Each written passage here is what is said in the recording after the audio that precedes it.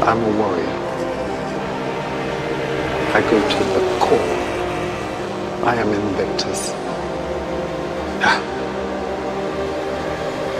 Nothing crushes me, nothing.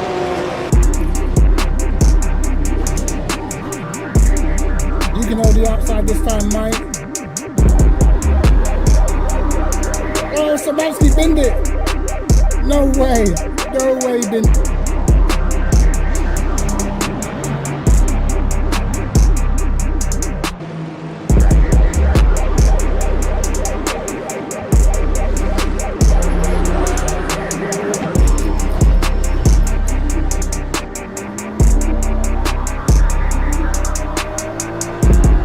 Get on the marbles, mate. Get on the marbles, pal.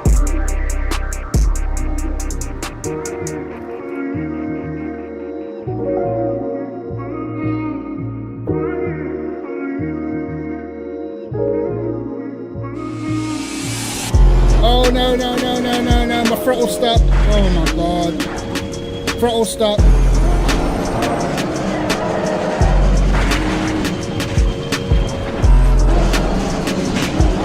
Whoa, whoa, whoa. No, no, no. It's over. Oh, my God. Okay. Oh, my God. There's no way, bro. Swear to God, this can't be happening to me, bro. Throw a punch at me, could do. See if I can dodge it. Just my dodging skills, innit?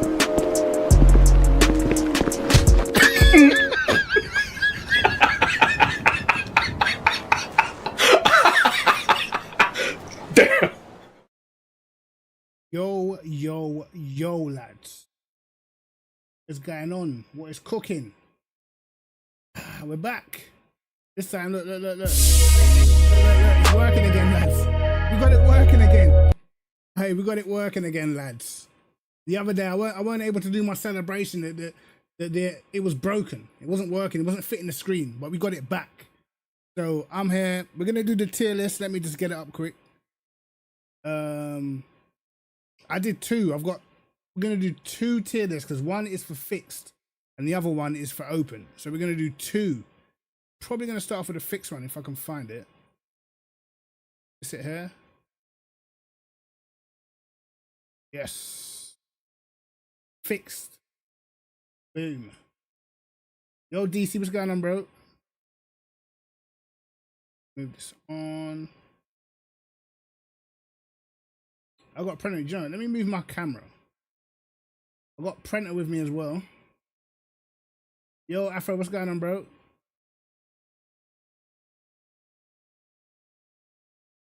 Did I see the F1 movie? No, I ain't seen that, man.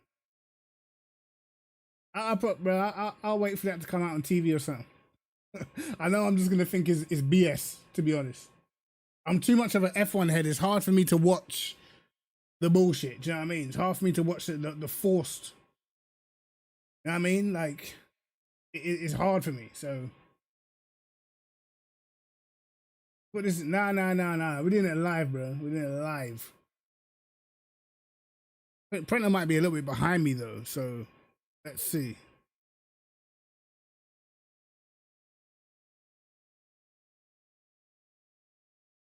So we got what? Let me see. Let me just get We just get some background music, just a little.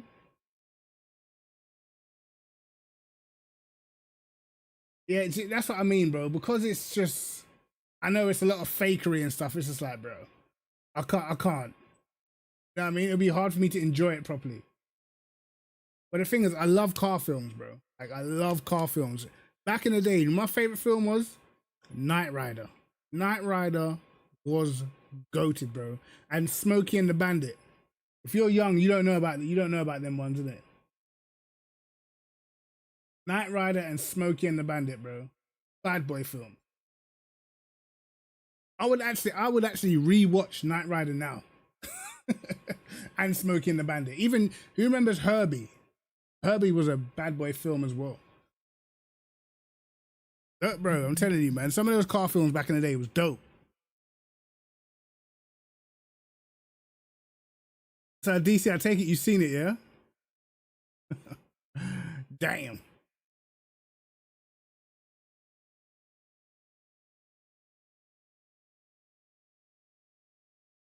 I don't know if I could do it, mate. I just don't know.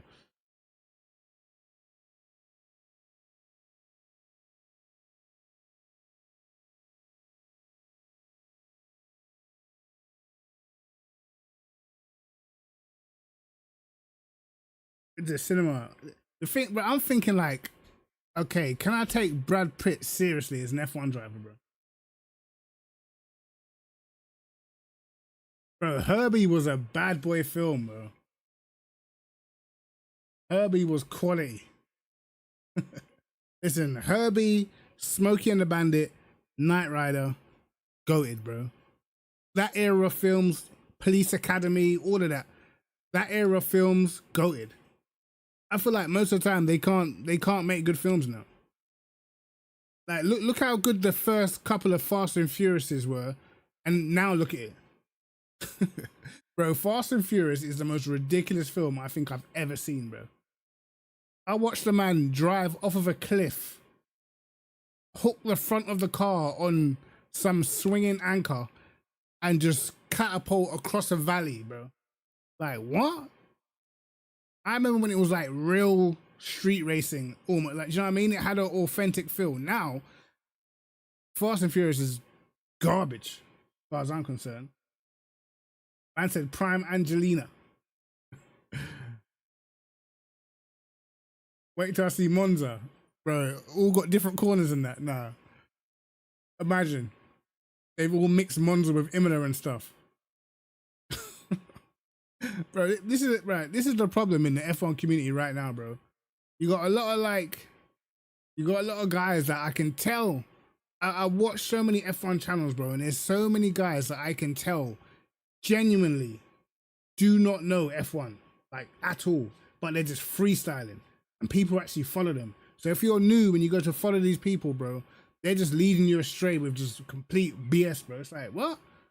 You know what I mean? I can tell when someone knows what they're talking about, or at least have watched some of the history of F1, in opposed to someone who's just started watching it in the last couple of years. And you know what I mean? I find it so jarring, man. Nah, we're not doing the name and shame stuff, bro. I mean, I'm not gonna get too political, but there's loads. There's loads. There's a ton of AI channels, and I'm just like, bro, people are sitting there listening to these people. They do not know who's behind their account. Think of it in any other term in life. Would you sit there and listen to something and you didn't know who was saying it? They're just telling you something, and you, like, yeah, that's right. Like, you wouldn't. Like in any other form of life, you need to put a face to the words at least. You know what I mean? There's a few channels like just pure AI, like don't know who's saying it. And sometimes I genuinely believe that they don't believe what they're actually saying. You know what I mean? I genuinely don't believe that they believe what they're saying, but they know what gets views, bro. You know what I mean? People, and that's the thing, like with the F1 community, where I feel like it's like, I don't know. Yeah, like that's the thing. But people will tell you that people like Peter Windsor don't know what they're talking about, despite the man's experience in the sport. You know what I mean? like a lot of people portray this like they know all this stuff about F1. It's like, bro, but I watch a few videos and I see like contradicting views in like 2 different videos. It's like, bro, just say you don't like someone. You don't have to make up a story. Just say you don't like them, and that's why you don't like him. Simple. Do you know what I mean? I'd rather you say you don't like him than pretend that this isn't good or that isn't good. I see it all the time, bro. You know what I mean? Like people with me, people think like, oh, you hate Hamilton, you hate this guy, you hate that guy. Like, no, I'm just very consistent with my view. Like, if you've got the best car for a long time and you win a bunch of titles, you did well to win your titles, but that to me doesn't mean that I think that you're the best.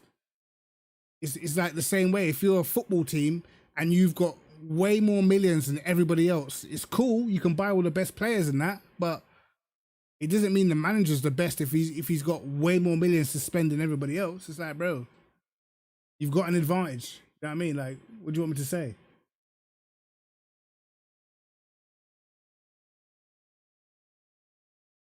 That's what I say. It's like anything, bro. Like, it's like, for instance, like take boxing into consideration. Imagine you got fighters like Mike Tyson, who he lost a few fights, whatever. Then you got fighters like Anthony Joshua, but you don't rank them the same because you know that Tyson was just a way better boxer. Even if it's in a different era, you know this.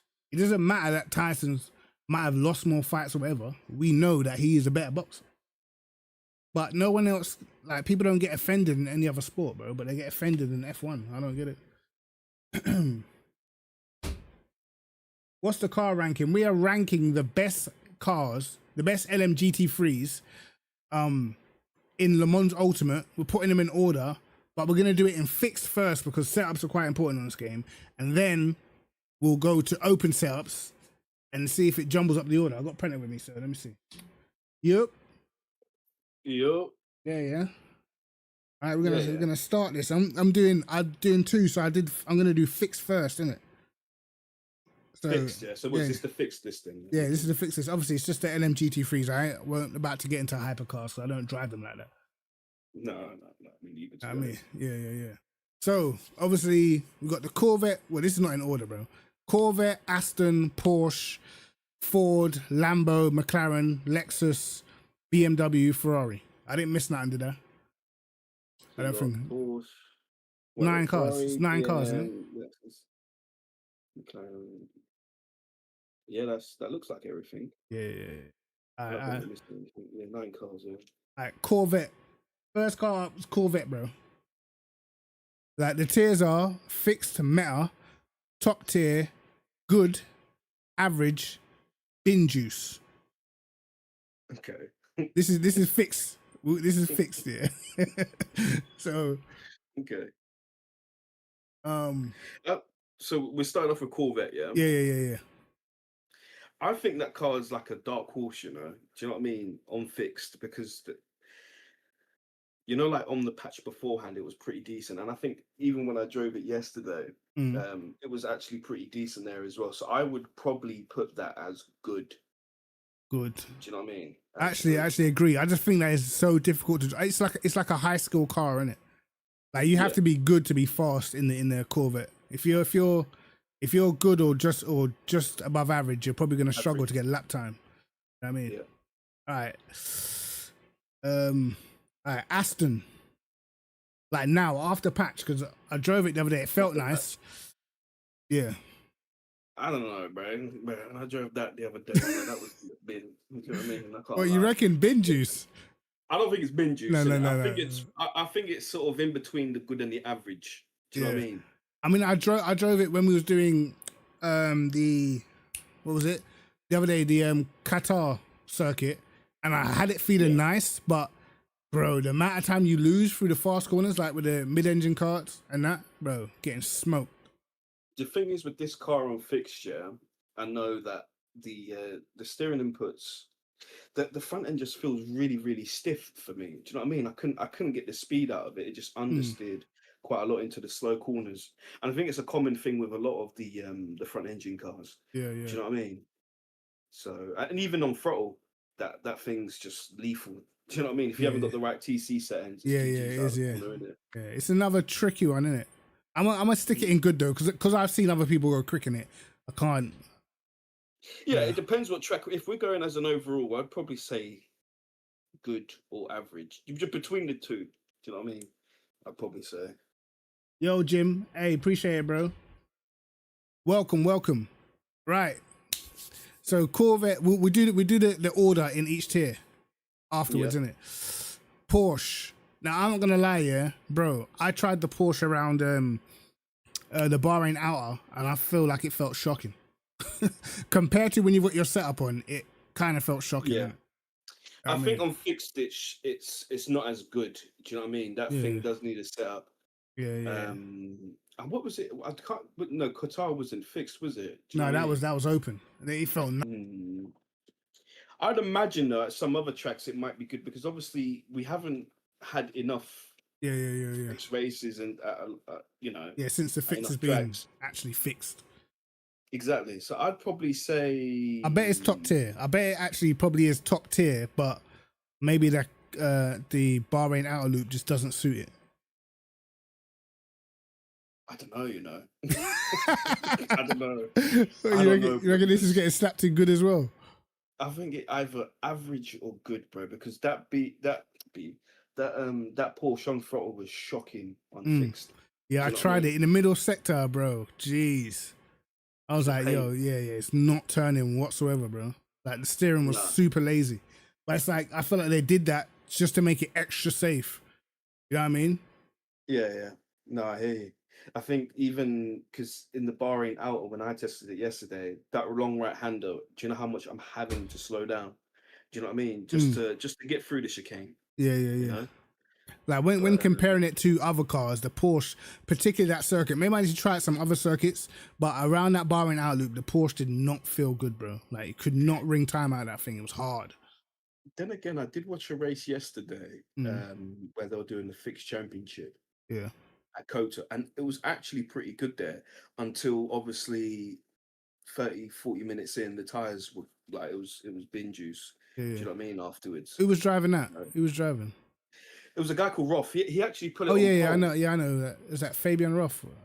Yeah, Fabian Roth. Yeah, he actually put it on pole, and then obviously afterwards he just wasn't looking good. Do you know what I mean? After like 30-20 minutes in. So I'm gonna stick it in good. I'll stick it in good. The whole cars are gonna be good at this stage, bro. I know. I know. Hold on. The Ford on fixed. Bro. Bin juice, cuz. You know what I mean? Just put it in the bin. Bro. Was it done? It's done out here, bro. Do you know? To be honest, I say that, yeah, but I think I haven't tried it at Bahrain Outer, as well. Yeah, you might try it. I probably should try it, to be honest, but. Listen, I'm not gonna lie. I don't want to say too much, so we're gonna get to the fix stuff afterwards, yeah. But, bro, listen. When I tried that Ford, bro, after this update, I was like, yo, this car has been murked. Like, yo, I did the Qatar short, got pace out of the Ferrari, got pace out of the Aston, got pace out of the Porsche, got pace out of the Lambo. I even had a little bit of pace out of the Corvette. Got in the Ford, bro. Wow. It just had nothing. Yeah, it's definitely been juice, cuz. Do you know what I mean? At the moment. At the moment, for Fick to be I'd say average or bin juice, innit? It's nowhere near good. Do you know what I mean? Yeah. I'm gonna stick it in average because there's always someone that can get a lap time out of it. I stick in average. You gotta be really struggle busting to be in bin juice, isn't it? Lambo right now. Yeah. Fix meta, innit? Yeah. That's meta, innit? Bro, I watched your last race, bro. The whole top 8 was in Lambo, bro. Yeah. all you can see on the MFD was Lambos, bro. It looked like a fixed race, like one series. Yeah. The Lambo's really, really good now. Yeah, you know what I mean? Yeah. But I think that's another car that struggles with tyre wear from what I've looked at.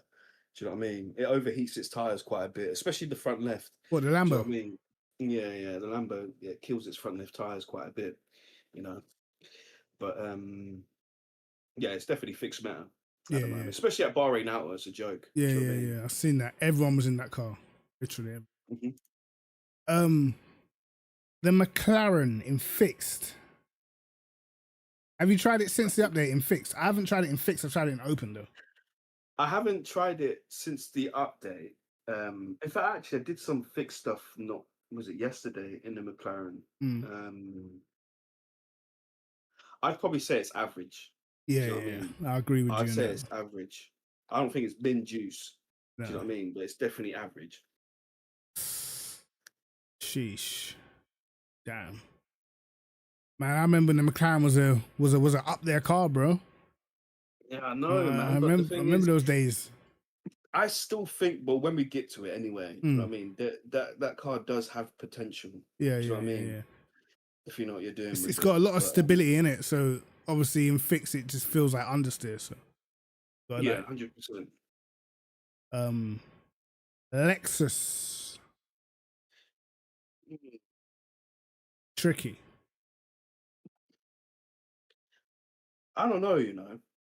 This is what I'm saying. There is that I need to drive this car more. Yeah, yeah, yeah. I'd say it's good. Do you know what I mean? I'd probably say it's either good or average. That's what I'm leaning towards. Yeah, the fixed meta's Lambo, bro. The fixed meta. So far, fixed meta's Lambo. Um,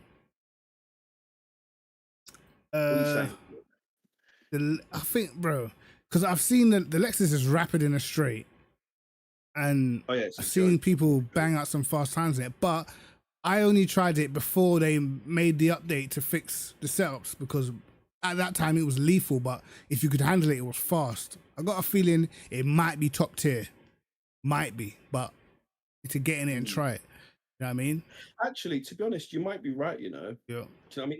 If we're talking over an hour stint, Mm. do you know what I mean? That car is pretty good on tires. Yeah, yeah. You Yeah, know, because we it's haven't we really good. haven't talked about like the length of the races. If we're just going off of like the short bronze races, then kind of it doesn't really matter. But if you're talking about like an Mm. hour stint, like which cars have it, which cars don't. You know, the Yeah, Aston normally has very good tire wear in it. So yeah. I don't think that's the case anymore now with the mm, Aston, to be honest. what they did it to it. Yeah, Oh damn, they did it. they did it to it. But Damn. I think out of all the front engines, Yeah. yeah, the Lexus is probably its best on tires. To be honest, if you can get Okay. that thing, if you can manage the front end really well, Yeah. Yeah. it's really good. All But right. yeah, I'd I'll probably put say top tier. good or top tier. Yeah, we'll stick it in top tier. BMW. I feel like this is, well, prior to the Lambo, this was pretty much the The standard open meta car for fixed, isn't it? the fixed, yeah. Yeah, yeah, I'd say it's probably top tier. Do you know what I mean? yeah, In yeah. my opinion. I think it's better than it's probably overall, probably easier to get lap time out of than the Lexus. Yeah. I haven't driven it as much Mm. in this patch either. I think it's quite a boring car to drive, to be honest. Do you know It what I is, mean? but it still seems pretty fast, you know. I can't lie. When I That thing, yeah, is yeah. probably the fastest round into Lagos, though. It's a What joke. what the Even on, BMW now? yeah, it's a Oh, joke. they patched it. Remember BMW was Yeah. shocking at Interlagos before. What it is, it's really good. It's got decent straight line and it accelerates really well. Like especially like you when it's climbing up on the gears and stuff is Yeah. really good. Bro, you Do you know say what I that, mean? yeah. I did what's it, Qatar the other day, bro. The guy in the BMW on the straight behind me. Remember, I was running low wing in the Ferrari, bro. Wow. I got absolutely smoked down the straight by the guy in the BMW. I don't know what he Yeah, did. And I was on low wing in the Ferrari. yeah. That car has actually got good it's got good acceleration now. Do you know what I mean? It Yeah, pulls yeah. out corners really well. Do you know what I mean? Interesting. So I I would I definitely still say feel like it's kind of like a meta, you know. I think it's a meta. I still If think you if you can get it to drive really well, then I'd probably say fixed meta yeah, yeah, yeah. top tier, Yeah, hundred yeah. percent. Because obviously in fix it's just a case of switching around the TC and you know what I mean? Yeah, yeah. I think And like every right track, now. Yeah, go on, sorry. so every track's going to be different in the BM. as well. Do you know what I mean? Especially with the setups and stuff. So you might have one track where it's shit and then another track where it's really good as well. But But I'm trying to think, what's the crap tracks for the BM? Because it's kind of decent at Spa. It's always good at Fuji. Now it's good at Brazil. It never used to be. It's decent at good at Bahrain. Bahrain. Yeah. Yeah. Nah, it's going in meta, bruv. I can't lie. Because I can't think of a crappy track for it right now. I can't even, when I think about it. Do you know what I mean? Last one, Ferrari. Fixed. Yeah, fix matter, cuz.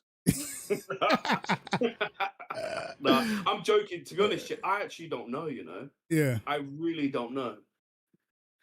Well, I really don't know. I think because I haven't seen a lot of people drive that thing fixed who's fast. Yeah. But yeah, well, when we get to that anyway, we all know what the crack is with that. Yeah, we definitely know. I'm gonna say, like, the thing is with Ferrari, I reckon again it's sort of like on fixed is another one like a Corvette. You have to be pretty good to be fast in a Ferrari. You know what I mean? Like, it's not as hard as the Corvette, but the majority of people can't get the maximum lap time out of it without binning it. Because I see a lot of people backwards in the Ferrari, innit? But it's definitely, I would say, on fixed. In terms of speed, it's meta. In terms of difficulty, it would probably go in top tier, innit? Yeah. I mean, I even think with the Ferrari though, is not a lot of people like driving it. Do you get what I mean? It's probably the most least popular car. That and probably the Corvette and now the Ford as well. To drive. I know. I thought everyone would have wanted to jump in the Ferrari, but for some reason, and maybe it's a little bit tricky. I don't know, but as I said, I've been using it recently, bro, and boy, yo, Ferrari's mad. Let me check out some of the comments. 2 seconds. Yo, JL, what's going on, bro? Yeah, the 911 is definitely usable now for sure. Yeah, that's true. Next month we got the AMG coming in it. So where'd you reckon that would that car's got to be good because it's like supposedly in real life it's one of the easier GT3s to drive in it. Just a bit of an all rounder. You know what I mean? It's always there in it. So can't wait to see what the AMG feels like. I think that Merc's gonna be pretty good. Yeah, I've got a feeling. I know it's gonna sound crazy. Yeah. I mean, 100%. yeah, that Merc. I'm looking forward to that. I'm expecting a bit of on throttle understeer in that, but I'm expecting stability from. I think it might drive similar to the Ford. Do you know what I mean? Maybe. But sometimes the Ford, well, until this recent update, the Ford used to almost feel like impossible to bin it. I remember I was putting the TC slip down to 0 in the Ford. It still couldn't get the car rotated on fixed. You know what I mean? That's what I used to do at Fuji, like literally 0 slip. You know what I mean? But let's see. Let me put this in order. So Lambo definitely first in the fixed man. It's definitely in front of the BMW. I would say the Ferrari's ahead of the Lexus. We probably still don't see too many like really, really top guys taking the Lexus yet. But I would say the Ferrari's in front of it.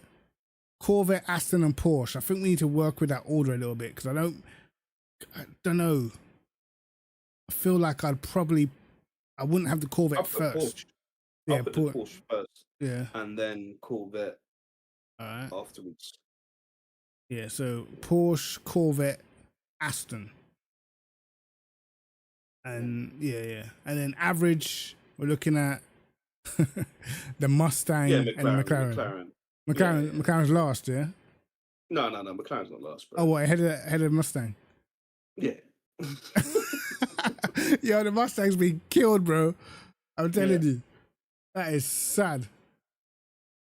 That seems fair, to be honest, When I look at it now, that does seem fair. Yeah. For fixed, for sure. For fixed, yeah. I think some people will have some telling opinions on that. I mean, Felix said the Aston is in front of the Corvette.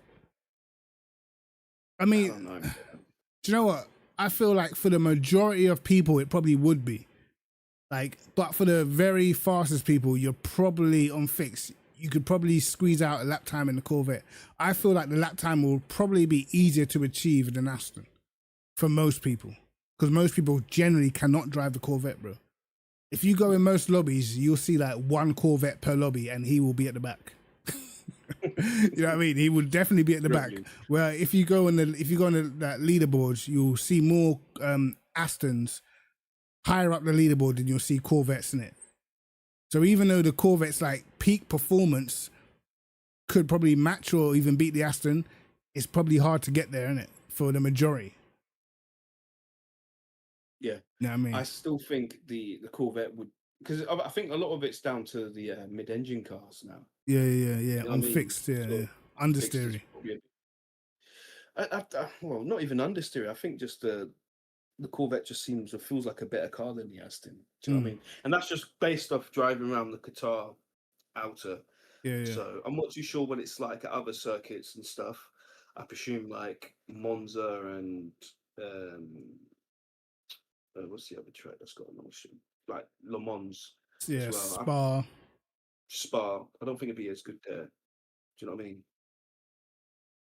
What about Bahrain full circuit though? What, as in dry conditions. Yeah. I don't know. I'd still think I'd probably get a better time in the Corvette than I would in the Aston. Think You know so? what I mean? Yeah. I just got a feeling that most people would put the Aston above the Corvette. I think most people would have the Corvette in average. I can't even lie. Really? Yeah, I don't know. for sure. But that's if you're going based off someone that doesn't have to drive Yeah, it, I guess, talent. innit? You know Yeah, what I mean? talent.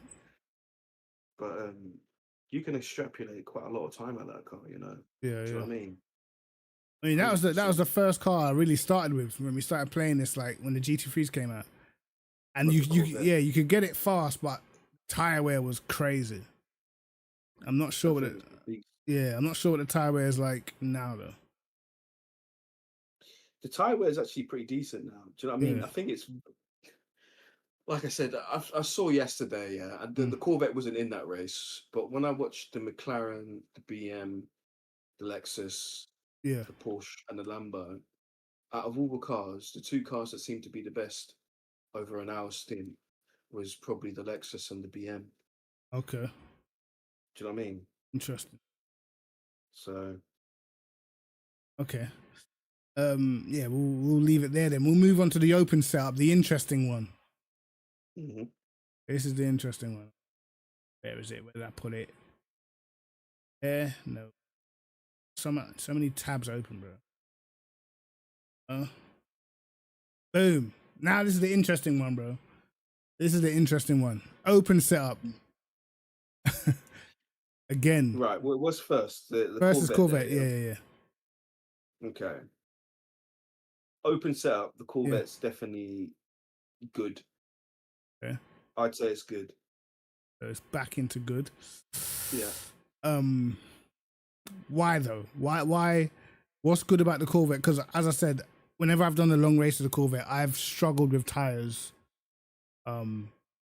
Sort of halfway through. Maybe it was a setup thing. I don't know. But for me, with the Corvette, once the tires start going, it gets incredibly difficult to drive. And I seen that. I was watching Boothby. Obviously, Boothby's still new to the game. I was watching. He was in a race with Barrier, and yeah, they started to struggle once the tires started going off badly. They had the pace to keep up initially, but once the tires started going off, once the tire wear came in, it was just crashes, spins. You know what I mean? Lost pure time. So that's where like the Corvette's difficult.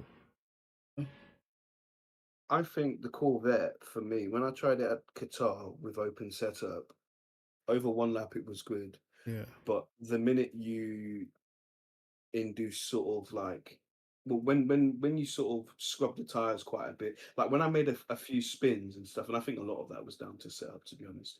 But when I had a spin, Yeah. the car was cooked afterwards. Do you know Yeah. what I mean? Yeah. It was cooked. Do you know what I mean?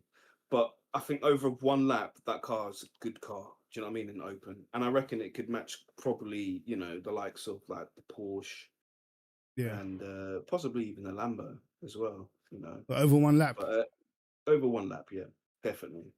But over a race, that's where it's probably at its weakest point, like you're And saying. if you Do you know no what I mean? longer go for a gap But that exists, you're no longer a racing yeah, driver. I need to.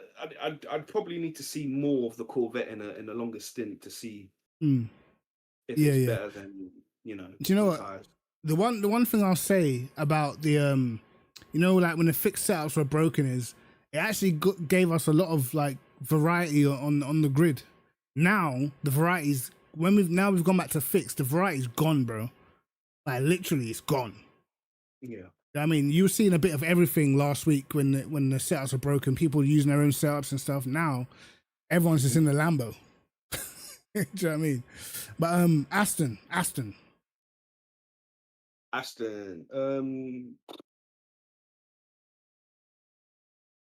Then again, I've seen this car actually cook. Yeah, that in bro. I think Aston's top tier when it comes to open. open setups. Yeah, Yeah, yeah, for sure. yeah. Because it's got the I'd give straight it a line bit at the speed. bottom end of top tier. Sorry, do you know what I mean? What about is it still OP in the wet? I haven't tried it in the wet. I haven't done much wet running on these tires at all. Actually, to be honest with you, do you know what I mean? Mm. But We'll drop that in top tier for now. We need to see when's VMS back on. I don't know. They've obviously put a hold on things, haven't they? Since there are some issues and stuff with like the tires and whatnot. Right. So So that means that some cars' tires are just broken. Then I would guess. not even that the tires are broken. Yeah, what's happened is the when you sometimes go to pit and stuff, you're not given the correct tire, or Oh, okay. Yeah. yeah. It's those kinds of things. As well.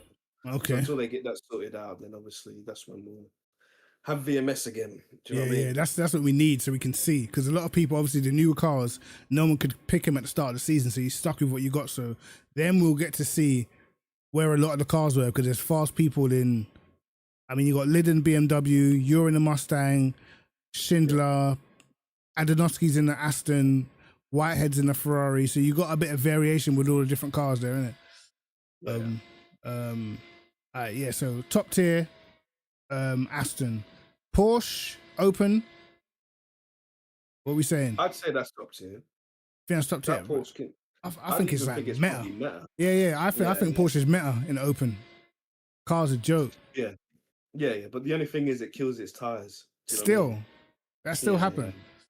Not like it doesn't overheat it, but Yeah. when it reaches the cliff, it hits the cliff quite hard. Do you know what I mean? Yeah. So, and it's just, as you can see, even in fixed. Do you know what I mean? And I've done like race runs on those tires, done about 30-40 minute stints on that car. Yeah. And it does drop off quite a bit. But yeah, over one lap, probably meta. Do you know what I mean? Damn. The Mustang in open. Bin juice. Bro, I can't lie, bro. Yo, lads, let me tell you something, yeah. When Qatar first came out, I was grinding in every car. And I got every car pretty quick. Even a BMW, bro. When I got to the Mustang, bro, there was literally nothing I could do. I was trying everything. High wing, low wing, high rake, low, everything, bro. Just could not get pace out of the car. It just wasn't happening. You know what I mean? Like, even if you was to fluke a lap, try do that again. You know what I mean? Try do it again, bro. Yeah, the Mustang's definitely been, because it's so unstable. Do you know what I mean? Even on entry to corners, you have to set the car up quite understeery. Do you know what I mean? Or if you do give it some sort of rake, or some sort of turning, you got to really drive it on the knife's edge. That's what I feel like now, anyway. Your FA gang, what trackers you round, bro? What trackers you round? Because like we're like ranking the Mustang compared to the best times by the fastest people around the circuit. You know what I mean? So like, for instance, like Prednar, he's pretty much at the limit of the game. So if you're at the limit of the game, you know when a car's cooked. You know what I mean? If you're not at the limit of the game, then even if a car feels good, it don't really matter. Because if you're like a second and a half off or whatever from the fastest guys, you still don't, not like you don't necessarily know, but you can't feel the big difference between lap times. If you look at, was it Malinowski the other day? around Qatar, like his lap time compared to what, you know, the other fastest times have been able to do in other cars, there was a big difference. But we'll talk about that when we get there. You know what I mean? Yeah. 100%. No, the Mustang's definitely probably bin juice. Do you know what I mean? So Bro, 44, bro. I'm using, if you're talking about brake bias, bro, I'm using minimum. 43 on the Ford, bro. Literally, I use minimum. Like when you drive something else and then jump in the Ford, it's cooked, bro. Yo, So Conrad, what's going on, bro? he's using 44 brake bias in the Mustang. Yeah, yeah. I was using like 43, trying to get that thing to turn in. Nah, bro. What was you using? Nah, but you had. Did you put The your way I back? have Did the you put car your set thing up- on? Did you put your thing on 6? Your brake balance, your brake thingy. If I put that at 6, yeah, Yeah. you can put it at 6, but you have to run the brake bias quite forward. Do you know what I mean? And if you're gonna run it at 9, you'd have to run it quite rearwards. Do you know what I mean? But then again, you can get a lot of your entry turning and stuff through, you know, your rear spring rates Yeah, yeah. and stuff. But the minute you start doing that, so even if you try and manipulate that into using minimum brake bias in the Ford, then it's going to struggle around other corners. Do you know what I mean? I need the struggle because I need turning, bro. But that's what I mean. So that's why I Yeah. normally would run the rear spring rate somewhat high, and you know get the aero sides of things a lot more efficient with it. Yeah. But to be honest, in Qatar, I tried that and it just ends up with instability because, you know, especially on that short circuit, the most of the lap time is in that last sector with all the fast corners in it. And if the car don't rotate through there, you're just losing pure time. You know what I mean? That was the only car that I could not get the lap time out of. All the other cars, at the very least, I could get a low 11. Even a Corvette, I could get it down to like 11.3. Like the Porsche, the Ferrari, the Lambos, you can easily get into the 10s. But the Mustang, bro, I was doing like 11.8, scratching my head like, bro, yo, I'm trying. I'm trying. It just doesn't have the speed no more. Do you know what I Yeah, mean? You know, it doesn't have the speed how it used to. Do you know what I mean? Yeah. And you know, I mean, it's got a good top end. Do you know what I mean? Mm. When you get that car sort of set up, like especially at Le Mans Mm. as well, when you get it set up nice through there, it's not too bad, but still, it's If you're racing all the fastest guys on the game, bro, you can't take out a Mustang, bro. You're getting cooked. You're getting absolutely cooked. yeah. So that can hold a bin juice for now. No, Conrad, it's not ACC vibes yet. It's not ACC vibes yet. Trust me, it's not like that. The Porsche is good, but I wouldn't. It's not the best. I don't think. McLaren in open. So, this car's a dark horse, you know. Do you know what I mean? I've played around with it quite a bit, and yeah, it's actually good. Do you know what I mean? If you can sort out its understeer and stuff, it has. Yeah. Because the McLaren is like default understeer, so you almost have to make it a little bit unsafe to get the lap time out of because it's just got so much like stability. You know what I mean? That's what, because I was using it last week. I was like, yo, this actually feels pretty decent. You know what I mean? So the only thing is my tires died, but that might be setup induced. But it feels good. I'm gonna put it in good still. I'm gonna put the McLaren in good. You know what I mean? It actually felt nice to drive. Yeah. Yeah, Lambo. man said the Mustang in bin juice is foul. It's where it belongs, brother. That's where it belongs. That's where it belongs. In open setup right now, bro. It's not it. Lambo, we already know where this is going. This is I don't easy. think it's meta, you know. You don't think it's a meta? No. You don't think the Lambo is better than the Porsche? Nah, I don't know, bro. I don't know, man. I was studying Dennis Lind very closely, bro, and the Lambo seemed like it was the next one up behind the obvious meta right now. You know what I mean? Like it was quick. Yeah, okay. Well, I'd say it's the bottom end of meta, though. Do you know what I You mean? think? I think it's close. If we're going as an overall, do you know what I mean? Not Yeah, just yeah. over one lap. Do Okay, you know what I okay. mean? Yeah, yeah. For race and quali, you know. Mm. Yeah, it's hard to choose between the two. Yeah, The Porsche it's and incredibly the close, to be Lambo. honest. It's incredibly Yeah, close. But it was very strong on the brakes when I tried it. You know what I mean? I was like, oh yeah, bro. it's amazing on the Yeah, brakes. yeah. I was like, yo, this car is insane. Now I can see why everyone's driving it. But I'm always that person. I don't want to be driving what every single person's driving. So I'll try and be in something else. For me, it's the V10 engine that does it for me. Do you Yeah, know what I yeah. mean? The That's why I sound love in it, driving the it. naturally So aspirated. yeah, I know. um, Lexus, That's top tier. top tier. Hmm. You say above Aston? I would say it's above Aston. Yeah, I would say I that. actually agree with you. I've seen some fast people, bro, in the race in the Lexus. I mean, they had good pace throughout the whole race. Hmm. It's only I'd that, definitely say it's quicker than the Aston. yeah. It's only that it was a little bit unstable on braking, but I guess you're gonna be able to tune it out with a setup in it. So yeah, the Lexus is Yeah, up there, and it's mad because, bro, the front engines are just getting bullied, fam. They're quite a getting bit. bullied. Yeah, I yeah. would They need AMG help to come back. say. I They don't know get, if the AMG can save them, bro. bro. I You don't know, know. I think the Lexus is probably one of the best at the moment with the front engines. If Yeah. we're going over a race, then you know what I mean. In theory, we should have done it over quali and race. Do you know what I mean? That's a good point. That's a good point. The Cause best car in quali, the best car in the race. Do you know yeah, what I yeah, mean? yeah. Maybe next time we do it. Because I Mm. would say, like, for me, whenever I tried the Aston, I don't feel like the Aston was that great in quali, but it was a very good race car, innit? Yeah, yeah. Yeah, yeah. I always struggled in quali with the Aston. But yeah. BMW, where were we sticking that? Probably top tier. Yeah. Top tier.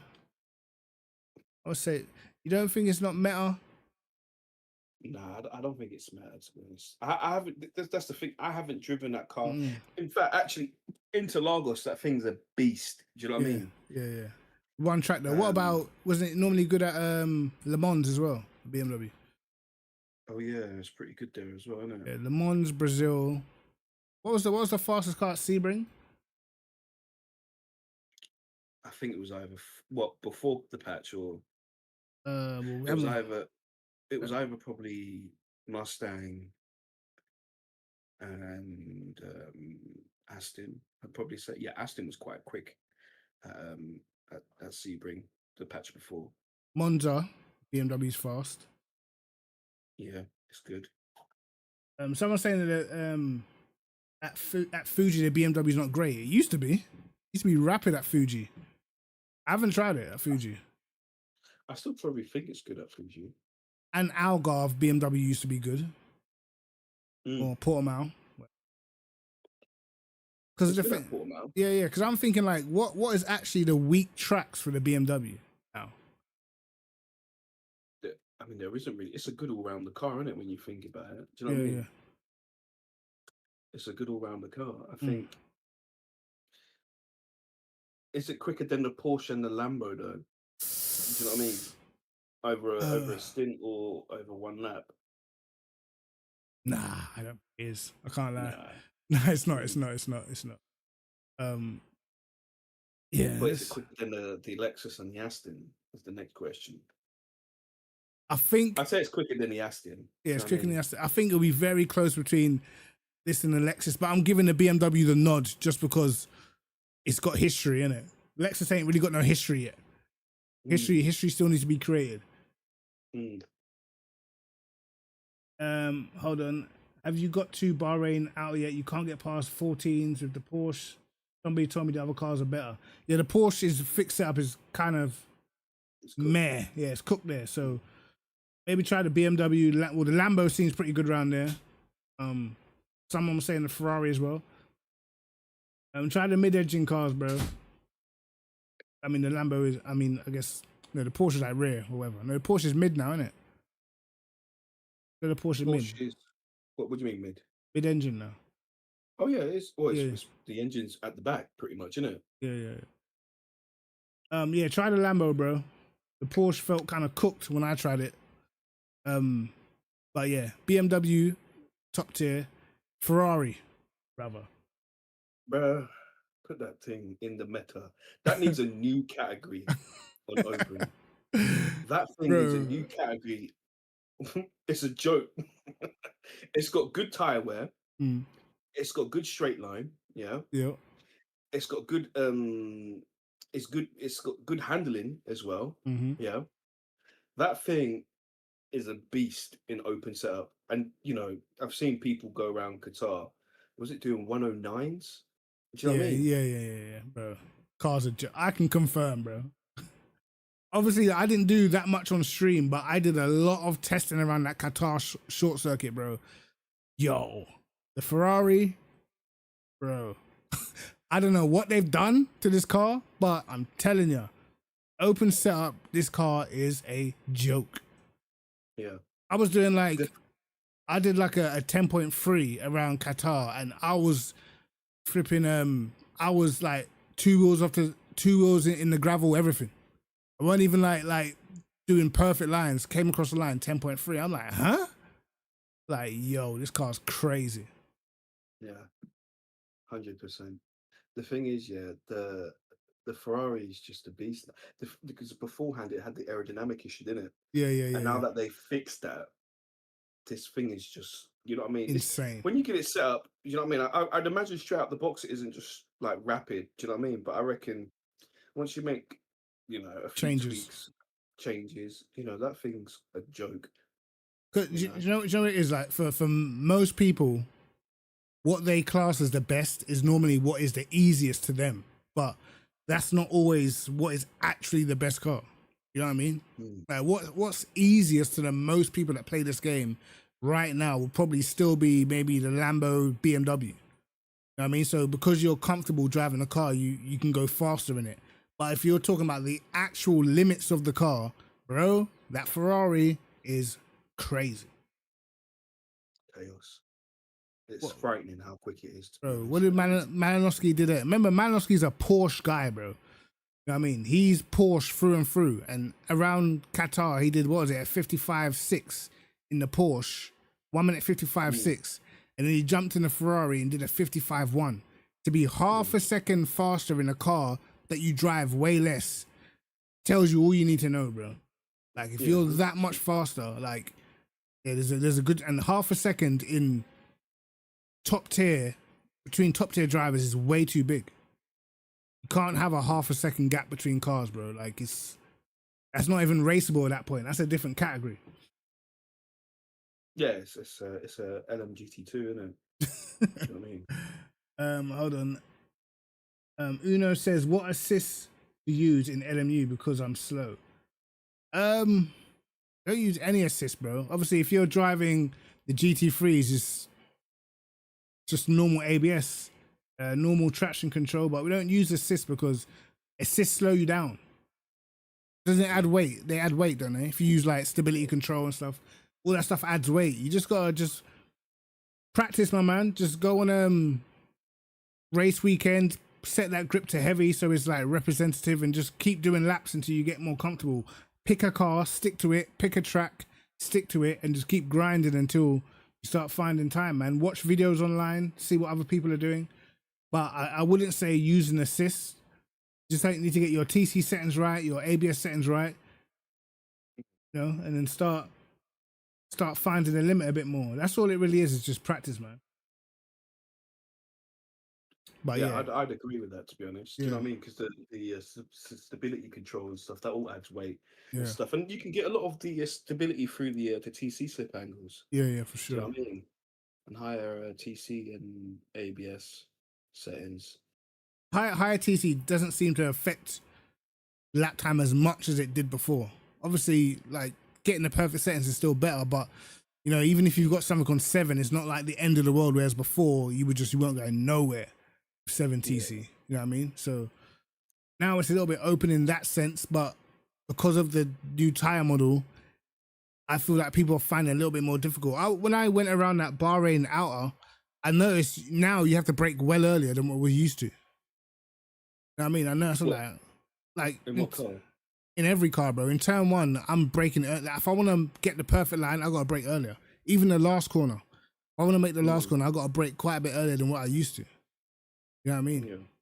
That's how I'm finding a little bit different. But the lap times are way slower now, isn't it? Because they used to be 1 minute 10, innit? 110. Yeah, it was 1 minute 10 before a fast lap time Mm. around Bahrain. So now 2 seconds slower. So we've got to be braking earlier. I think a lot of the time we're losing is in that chicane. Do you know what I mean? That's why I think we're losing a lot. Because I'm actually braking later but then again, I am driving a not BM, the Lambo. Lambo, yeah. I think we're losing a lot of time in that chicane because beforehand you were able to abuse the slip angle Yeah, slide it in. and slide it into that chicane. Do you know Yeah. what I mean? Whereas now you can't really do that. You got to kind of get the car slowed down a bit more. Yeah. You know. Yeah, I would tell you guys try the Ferrari at Bahrain. Obviously, Bahrain's fixed, so it might be a little bit different. But if there is an open setup race that you can do, try the Ferrari, bro. Like, only thing is one thing. Obviously, Prenta can tell you more, but the importance of an actual good setup, not a thrown together a couple of clicks here and there. The importance of an actual good setup is a big difference on this game. That's what I find. Yeah. It's not like ACC where you can do a couple of clicks. Like even from you think about ACC, the difference between a full blown setup and like default wasn't massive. Like obviously it's faster because you're more comfortable, but you could get probably within a second on ACC. Like on fixed, bro, is literally you can be like over a second off compared to open, innit? Yeah. And like the race pace as well that you can get from having a good setup, but it's not just the setups ain't just click here and click there and be okay. Yeah, fixed setups are fixed now, man. No, bro, I'm not lying. I'm upset that the open setups are gone. I preferred it. I actually preferred it. Yeah, man, I preferred it, bro. I think it sort of made it a lot more like having people choose different cars. Yeah, for sure. I still think now we're still in a place where we don't quite know. Well, I mean, in open it's obviously clear. Yeah. But with, if we exclude the Ferrari and stuff, I still think now there's still a lot more testing and different tracks to go on to see what's good and what's not good, because it really does change per track, doesn't it? Yeah. I mean? Yeah, for sure. So,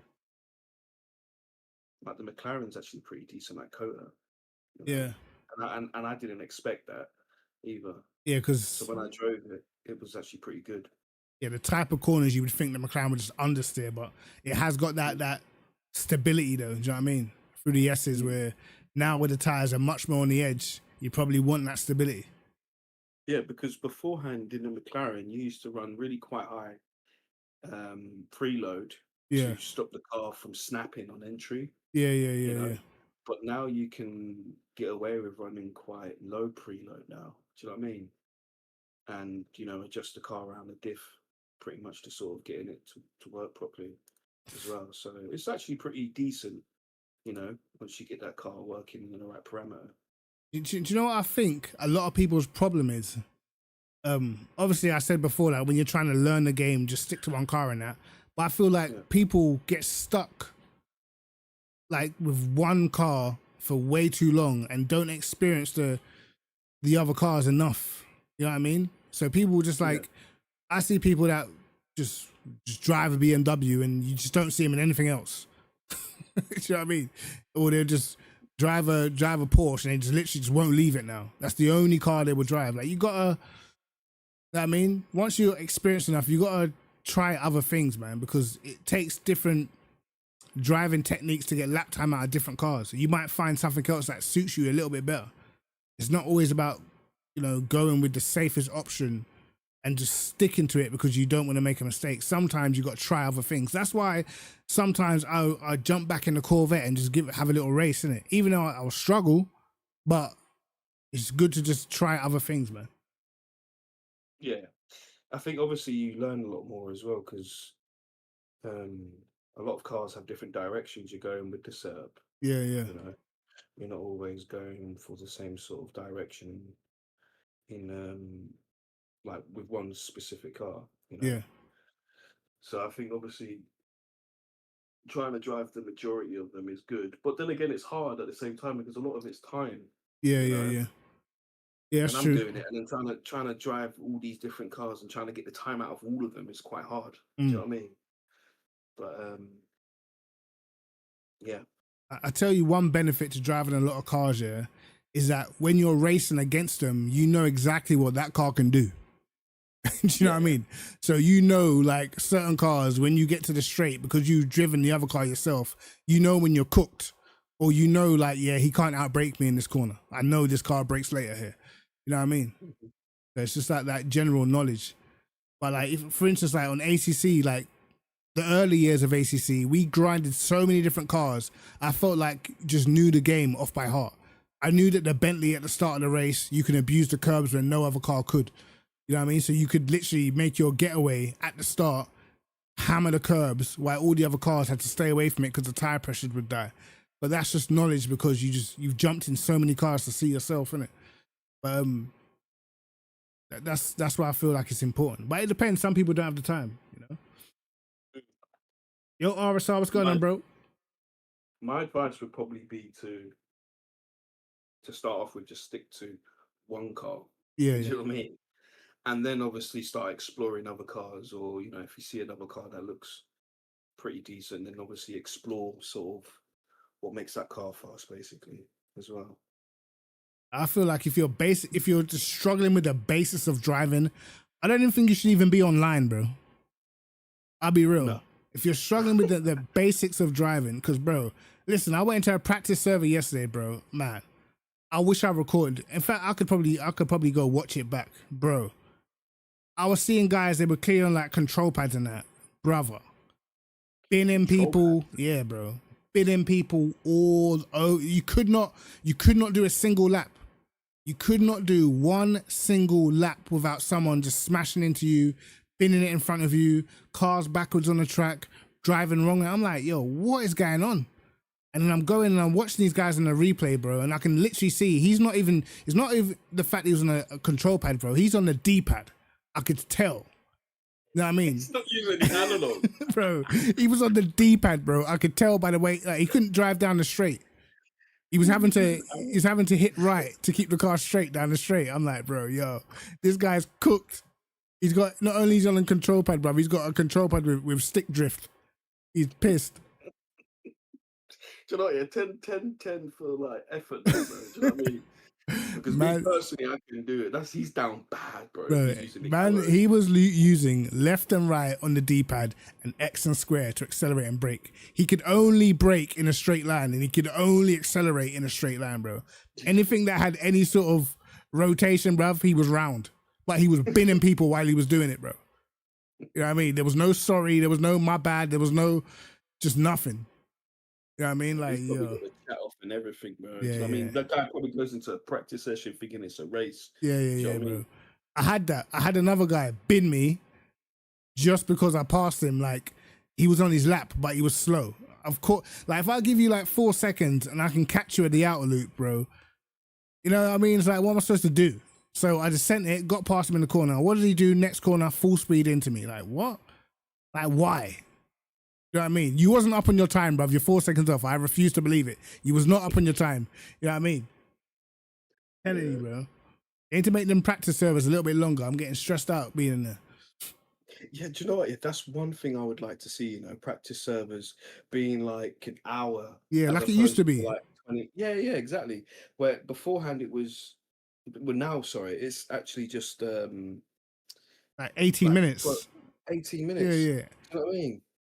Like, You what know? happens? I go out, I do a couple laps. You can't even get to test your heavy fuel setup and then your light fuel setup because you go on your heavy fuel setup, you do a couple laps, someone will get in your way, bin you, give you damage, whatever. You go back out, cars in your way. All right, let me try low fuel. You go back out, you might get 1 or 2 laps. By that time, the session's done.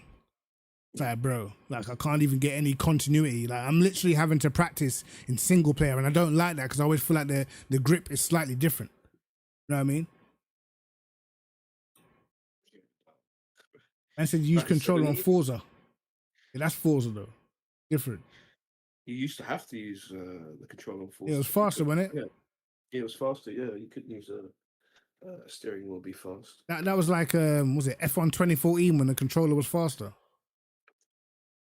Controllers, well, 2017 it was quicker as well. Yeah, yeah. It was actually pretty quick. Yeah, I remember 2014. That was stress trying to get out the corners, bro, on a wheel. with band assist. Wow, getting Jesus Christ. smoked off of controller players, bro. Bro, a lot of people left. You know, they were like, "Nah, I'm not doing this. I didn't buy a wheel just to get smoked by a man playing pressing analogs up and down." Nah.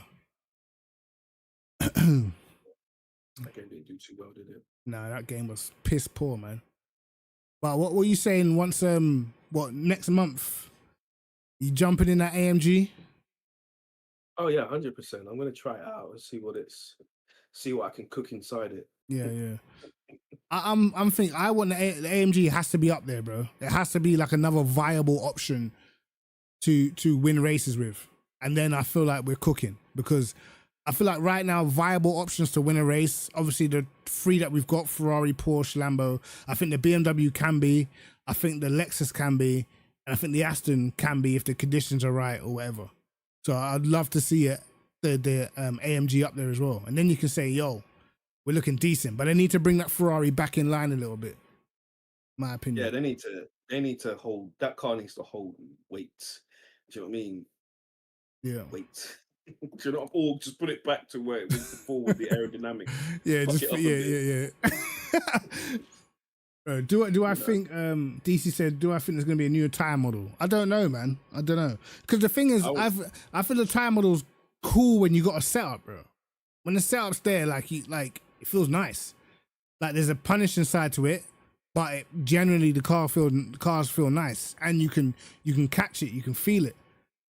Sometimes though, if the default or the fixed setup's bad, then yeah, it can be a little bit of stress. But it depends what the totality of the community is saying, I guess. But who knows? We'll see.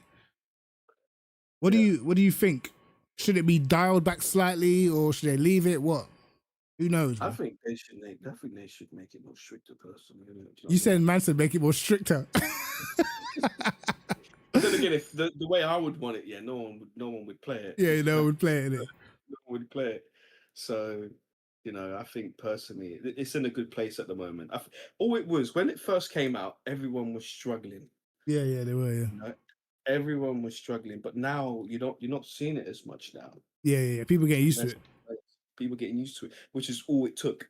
Yeah. Because when I first drove these tires, I was thinking, wow, this is completely different to what I've been driving.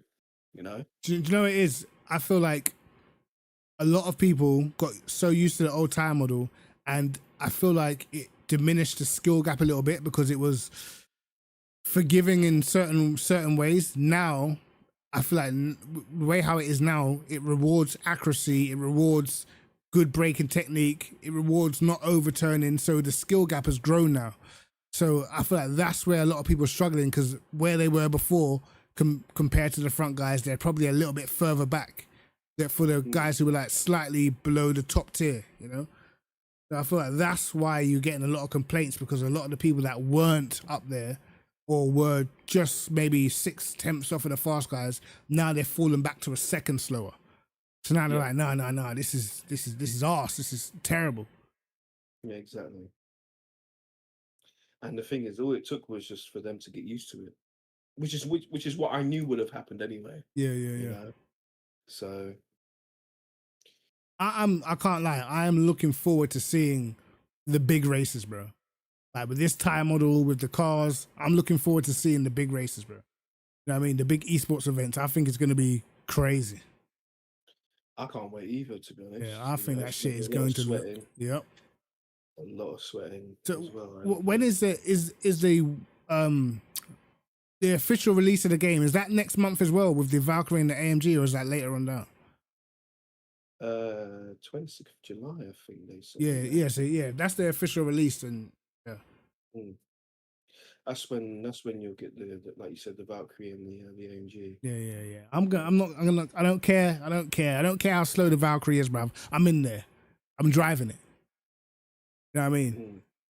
Do you remember how we was gassing out before the season started just for them to be 2.5 seconds off? Well, like, yeah, Newey did it. You know what I mean? Bro, Newey did it. yeah, we were like, knew we cooked, bro. We heard it going around Sebring, the little test days. We're like, brother, these man, they're getting cooked. First race of the season, 2.5 seconds. I mean, I said, whoa.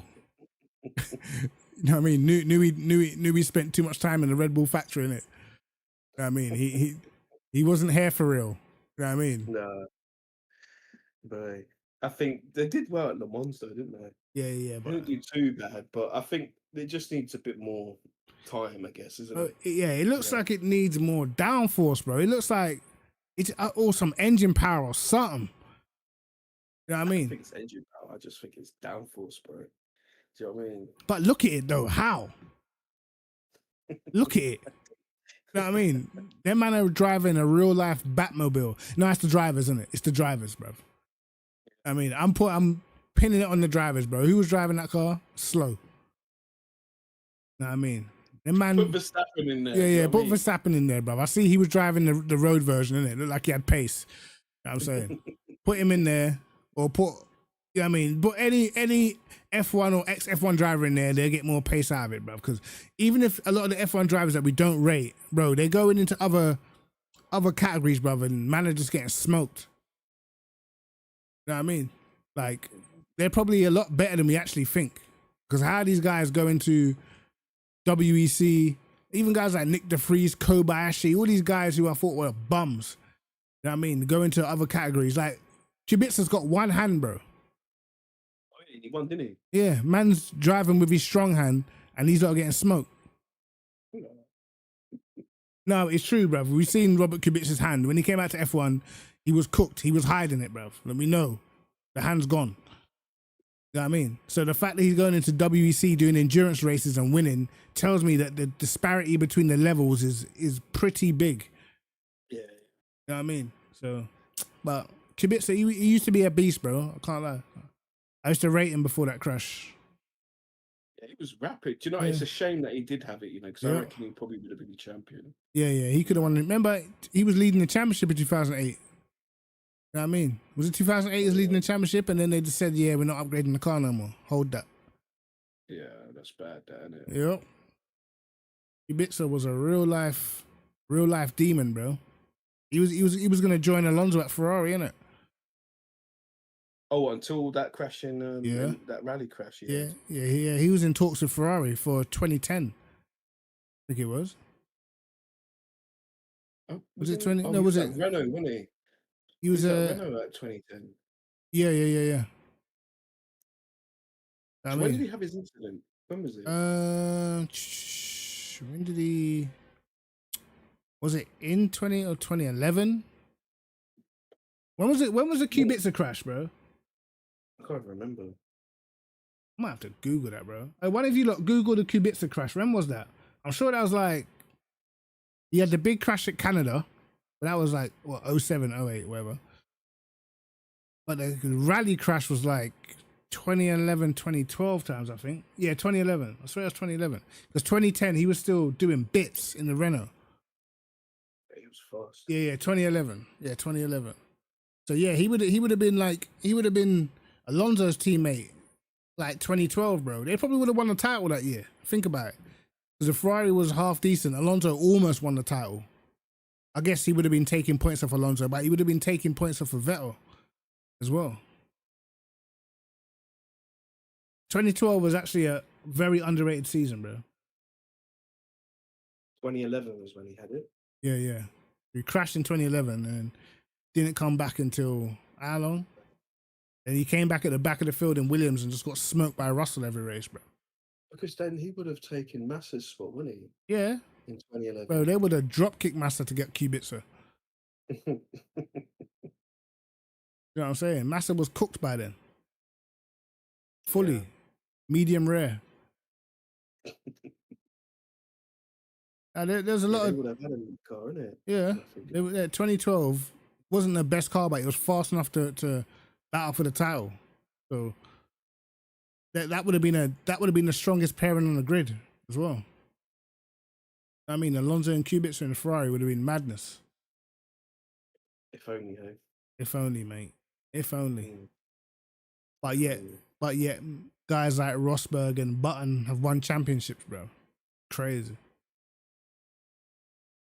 No offense to them, but I think Kubica is more naturally talented than them guys.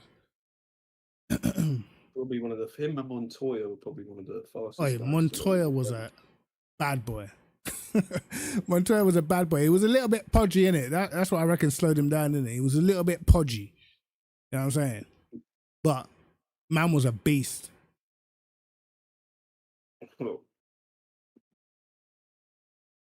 Poochie said, respect Button. Nah, man. Button's all right, innit? He was all right, but I'm not having it, man. Button, to me, yeah. Changeable conditions, was cold. Yeah, He's thinking about that one Canada race. Yeah, the one Canada race, bruv, where he had success. You know what I mean? Man's whole career, man had a one success in changeable conditions, bruv. Like, to me, guys like Button winning a championship is like watching an Alex Albon win a championship, bro. It's cool. He's decent. But let's be real, bro.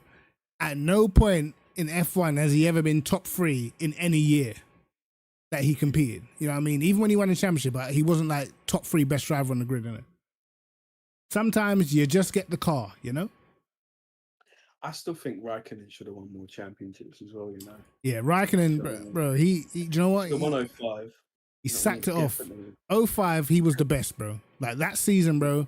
Obviously Schumacher had his troubles with the car that year and the car was cooked, but Raikkonen's performance in 05 was insane, bro. His speed was crazy. You know what I mean? That's when I was like, yo, this guy is an absolute problem.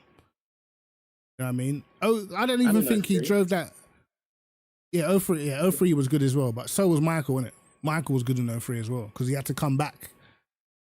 You know what I mean? He had a poor start of the season. Yeah. He had to come back and show the young bucks he still got it in it. Yeah, bro. Yeah, that's how I see Button. Button winning championships is like Lando Norris winning championships. Like, good drivers, but they're not top of their field. If you're selecting the very best, they wouldn't be top 3. You know if they had the car, they'd win. Yeah. Even then, now I'm questioning Lando, to be honest, because obviously Piastri's just putting him in his place, isn't it? Putting him in his place. the thing is, Lando's got speed, but doesn't have the full package, isn't it? To comfortably win championships, like what Hamilton did, like what Verstappen does, is you have to have the full package. That's when you make it look easy. When you've got the majority of the full package, you'll make a good car look easy. When you don't, you'll struggle more. You know what I mean? Button was top 3 in 04. Never. Bro, 04, yeah. You're forgetting how OP that Ferrari was in 04. Yeah. No, but he's saying like top 3 in terms of driver talent on the grid. Button, nah, bro. In 04, you had Montoya. You had Montoya. You had Raikkonen. You had Alonso. He's not better than any of those guys, bro. 100%. Like when he was in Brawn, yeah, he had the best car, so of course he was precise, bro. What happened as soon as the diffuser got banned? Man never won another race. You know what I mean? Like drivers, like in total, the difference between the drivers in reality is probably tenths of a second. It's probably not even a full second. At max, it's probably a second. Like the slowest to the fastest driver is probably a second. So we're talking about tenths of a second. So if you're 3 tenths a lap slower than someone over a race distance, you're getting smoked. But 1 lap, 3 tenths doesn't seem that big. But if you're 3 tenths fast and slower than someone, but you've got a car that's 6 tenths faster, you're gonna beat them.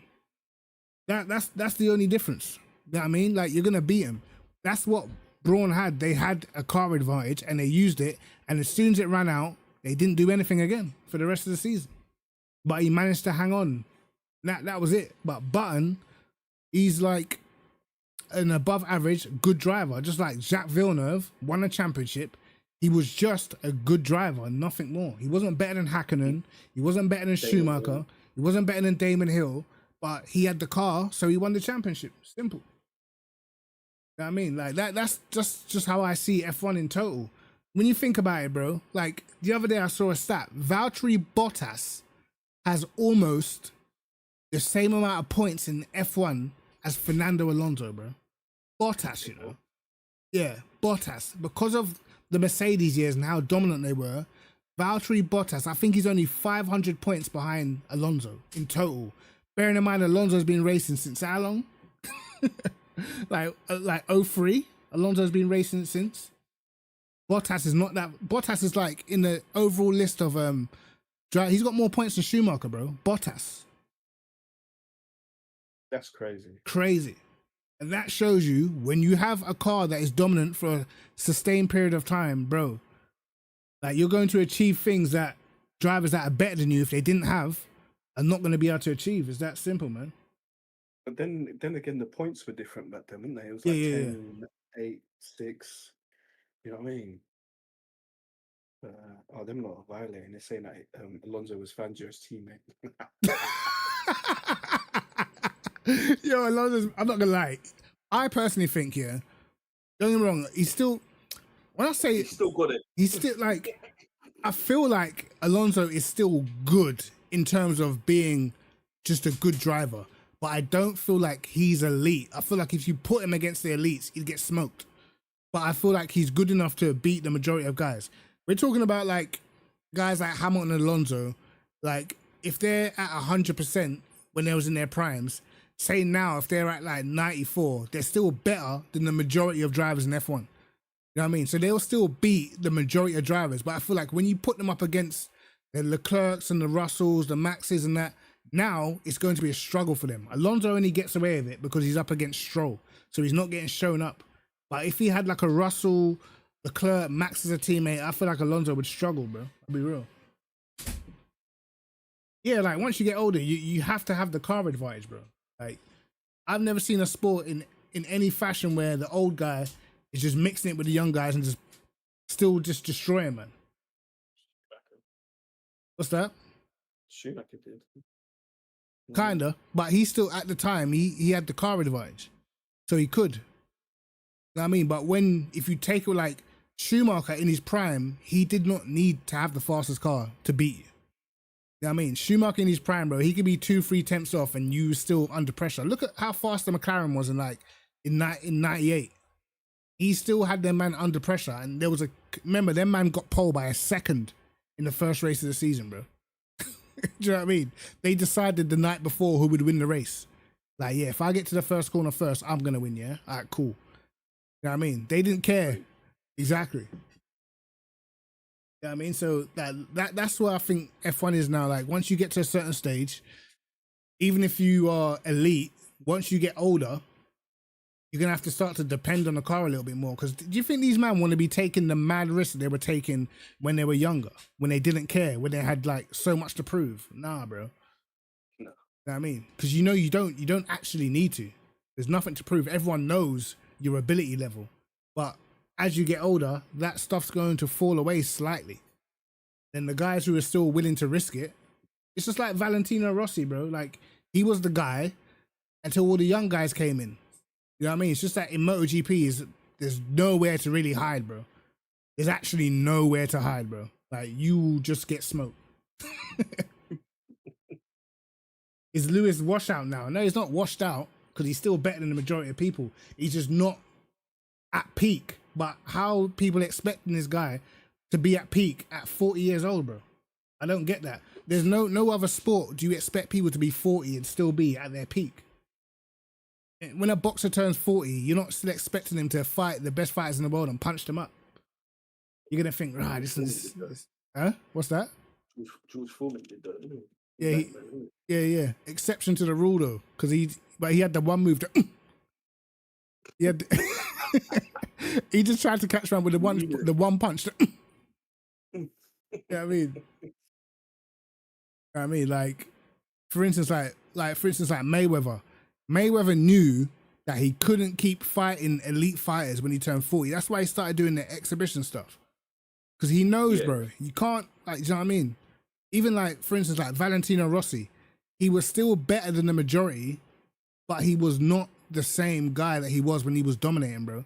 The young guys come in, and I just think in general in sport, new guys come in and you have benchmarks for every era.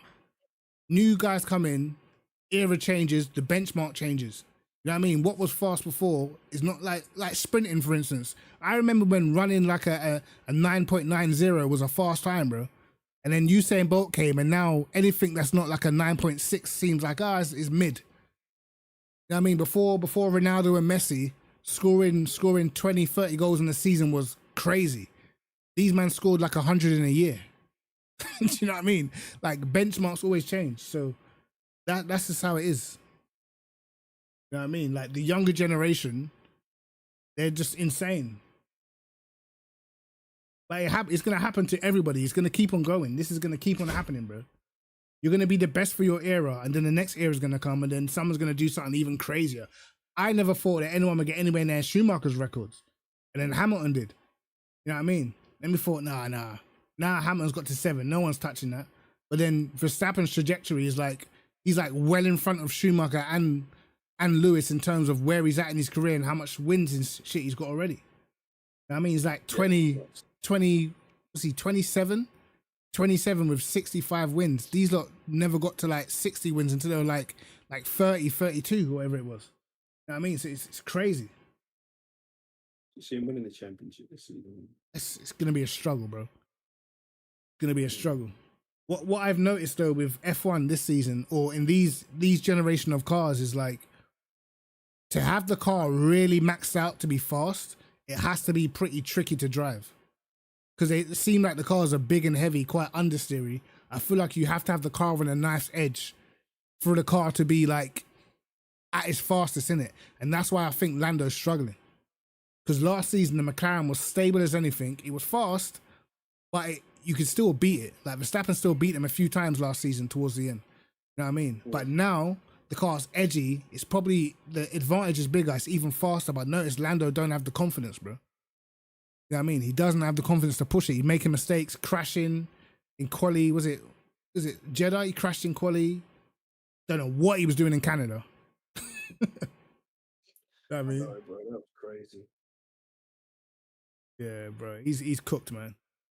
I think Lando, he's confident. He's the type of person, his confidence will just pale into insignificance because of his confidence, bro. You know what I mean? I think Piastri's going to end up with an easy run at the title because Lando doesn't have that mental fortitude. Even though I feel like on raw speed, I feel like he's faster. That was the Piastri's going to actually probably win a championship. I know, it's crazy. Like on raw talent right now, think about all the F1 drivers in F1 right now. Is Oscar Piastri top 3? Like raw talented driver? No. What I'm saying. He's good, but I don't think he's better than Russell. I don't think he's better than Leclerc. Not better than Max. I don't even think he's better than Lewis. I feel like he's probably faster than Alonso now. But like overall talent wise, like raw talent, Alonso is better than him.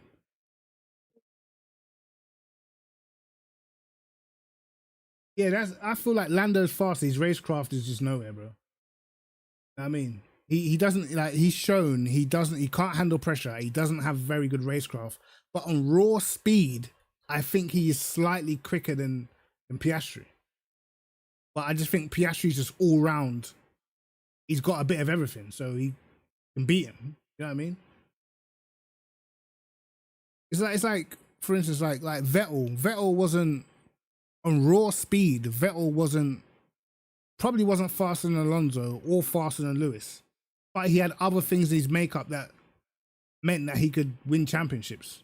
A lot of it was the best car, but I feel like he still won races where he didn't have the best car sometimes. I mean, so, but we'll see, man. We'll see. Like, I would like to see the cars very, very close for a season, but I don't feel like we're gonna get that.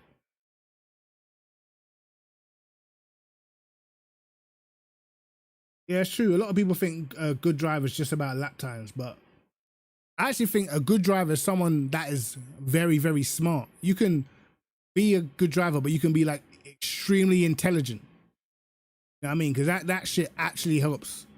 You know what I mean? Like Science to me is not the fastest guy, but he's intelligent. So sometimes he was close to Charles purely out of just better strategy, better thinking. To me, Charles, that's Leclerc's biggest weak point, bro. I'm not saying the guy's stupid, but it's like he can't, I don't know, can't put the strategy together himself if he needs to.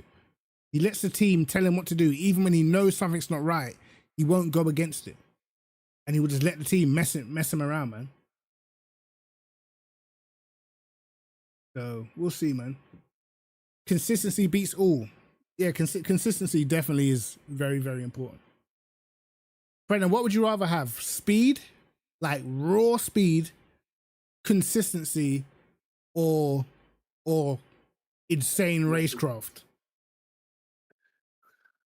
Consistency, because obviously with consistency comes speed, doesn't it? You know. Yeah, technically. So, you know, when you know, there are a lot of naturally talented drivers out there, but you know, it's nothing without consistency, is it? You know. Which one's the hardest to have, though? I feel like having just crazy raw speed's the hardest to have. Yeah, that's one thing that can't be trained, to be honest. Yeah, isn't it? Do you know what I mean? that's Some it. people have it or don't, you know. Yeah, that's that extra, that X factor, like that messy magic, innit? Like you can't train to be a Messi. No, I mean, you can't. It's selfish, isn't it? Yeah, you can't train that.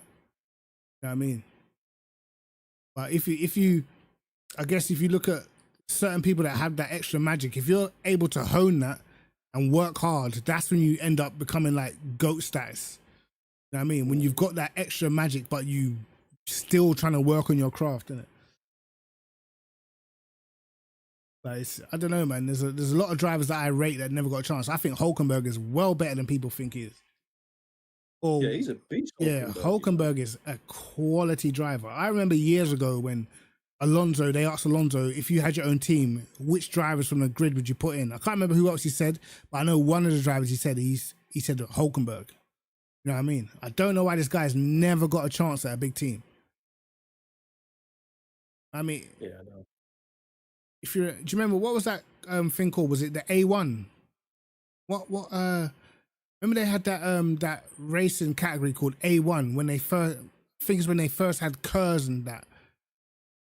So, and yeah, it was almost like a country World Cup, and instead of the drivers had you drove for like wherever you're from, you drove for your nationality, innit? I swear it was called A1 or something. I swear it was, and Hulkenberg was in there, and he just destroyed everybody.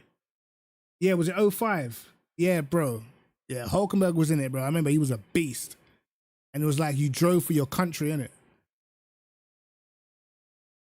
Yeah, it fell off A1 super GP. fast. Yeah. Oh yeah, I remember that. Yeah, bro. Telling you, Hulkenberg was sick in that. And these times when Hulkenberg came into F1, bro, I remember this guy was highly rated, bro. I mean, he was more highly rated than guys like Nico Rosberg and that. Everyone thought Hulkenberg was going to be the next big thing, you know what I mean? And he never got a chance at a big team, bro. This guy's never had a podium. Oh wow. They got like a full season of these A1 GPs, didn't they? Yeah. Do you think Mick Schumacher will be way better now that he has experience in WEC? No. Bro, I don't know. I feel like he's just not quite got it like that. And if you look at Mick Schumacher, for anything he was in, it took him a while to get success. You know, he really had to build into it. And I just don't feel like raw talent-wise, he's not there. But in WEC, he'll be good because, as I said, the majority of F1 drivers, they're at probably a higher level than what we expect, than what we think. When they go into other categories, like they got mad pace. But amongst F1 drivers, I don't feel like he's particularly a standout. I wouldn't have him. I don't think he's even Gasly's level, to be honest. You know? But I could be wrong. I think if his dad was about, you know, he'd help him. But then it might be more pressure. Who knows? Man like Sebastian Buemi, you know.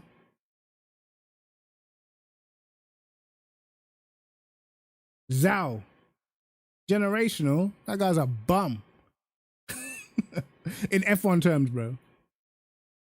What I think about Kevin Estre in F1, you probably get smoked. I'll be real.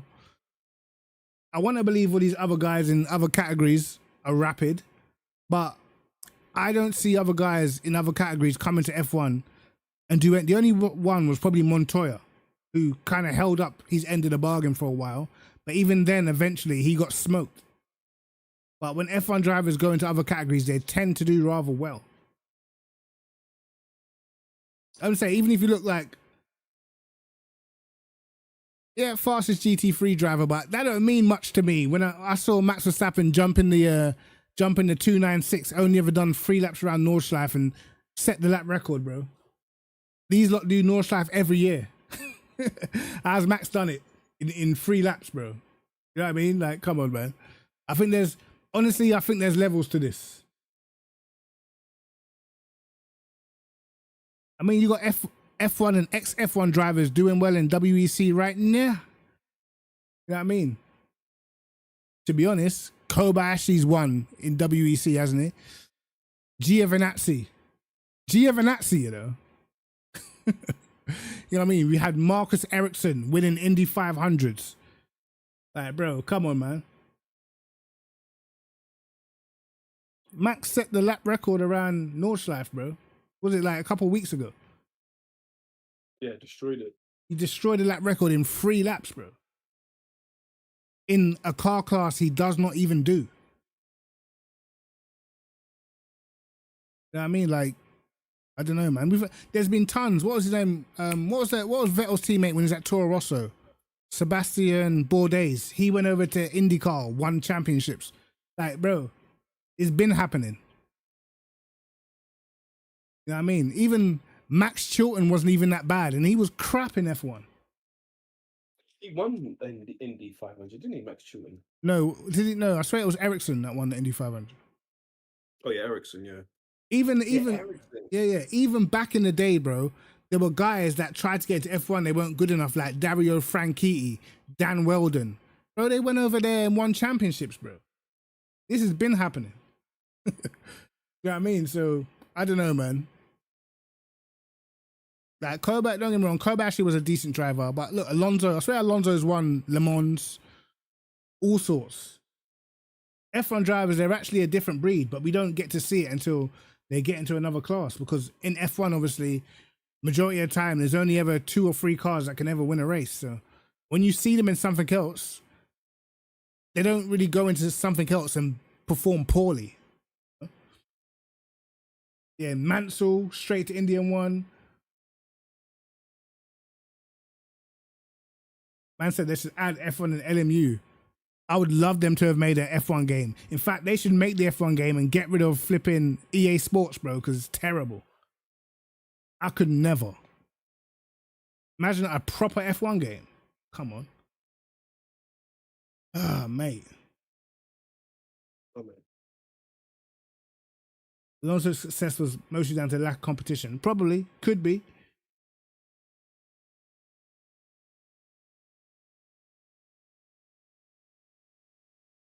Grosjean. Was Grosjean doing bits? Wow. I remember there was one season where Grosjean was pretty good in F1, to be fair. When he wasn't bidding everybody.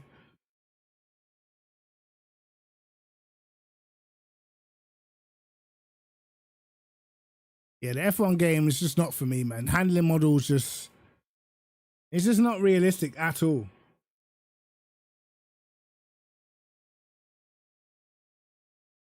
Yeah, a real F1 game would be tough. I remember the mods on Assetto Corsa. But Prentice was good in them mods, though. Prentice was fast in them mods.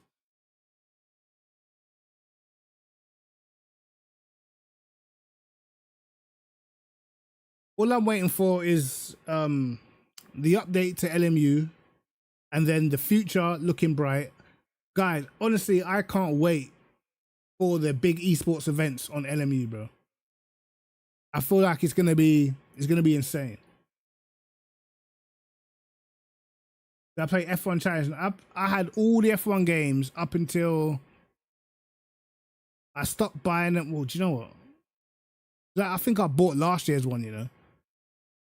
Was it last year or the year before? I think I bought one recently, maybe like 2022 or something. I stopped buying them after 2017. Then I think I bought maybe like a 2022 one-off. But yeah, I'll never buy one again, bro.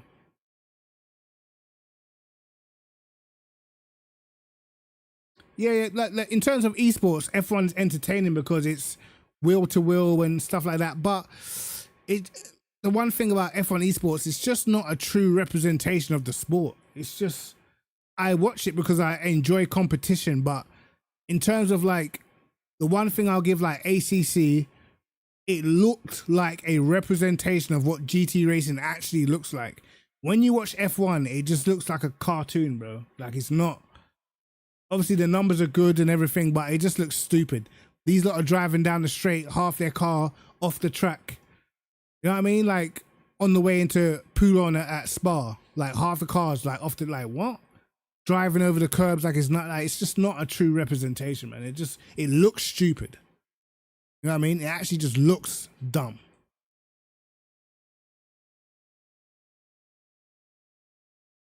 NASCAR.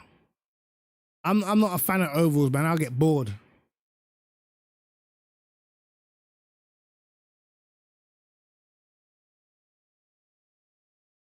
Yeah, I know they wouldn't. I know they wouldn't make a proper F1 game, but it'd be nice to see. I remember back in the day, I used to watch FSR on R Factor, and it was just so much better, bro. Full race distance, proper race strategy. Even when iRacing was doing the whole Grand Prix, whatever it was, they had a F1 with Martin Kroenke.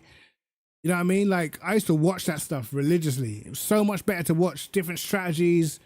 You knew that the drivers were actually like top of the line. Not saying the F1 esports guys ain't, because they're actually fast. When you see them on other sims, they're normally fast as well. So, but you know, if you're at the top in iRacing, normally you can go anywhere and be pretty damn fast, you know? All you want is IMSA. All I want is the Le Mans Asia pack. That's all I want. And after that, I'm completely happy. If we get anything more, to me, it's a bonus, bro. But we get that Le Mans Asia pack, bro. I'm with it.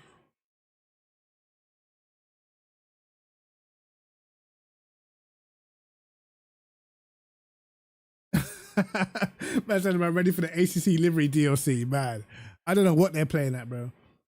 Either commit to AC Evo or go hard on the content for ACC, but don't be giving us no liveries, bro, because I ain't even lying. ACC is literally uninstalled right now.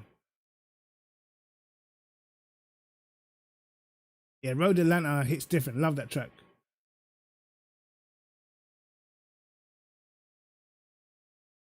Yeah, did Baldwin come from F1 though? I don't think he did, because Baldwin was on like P Cars and everything, bro. Pretty sure, because I remember Baldwin doing Project Cars back in the day. I think he did. He did do the esports, but he'd been on other GT games before that.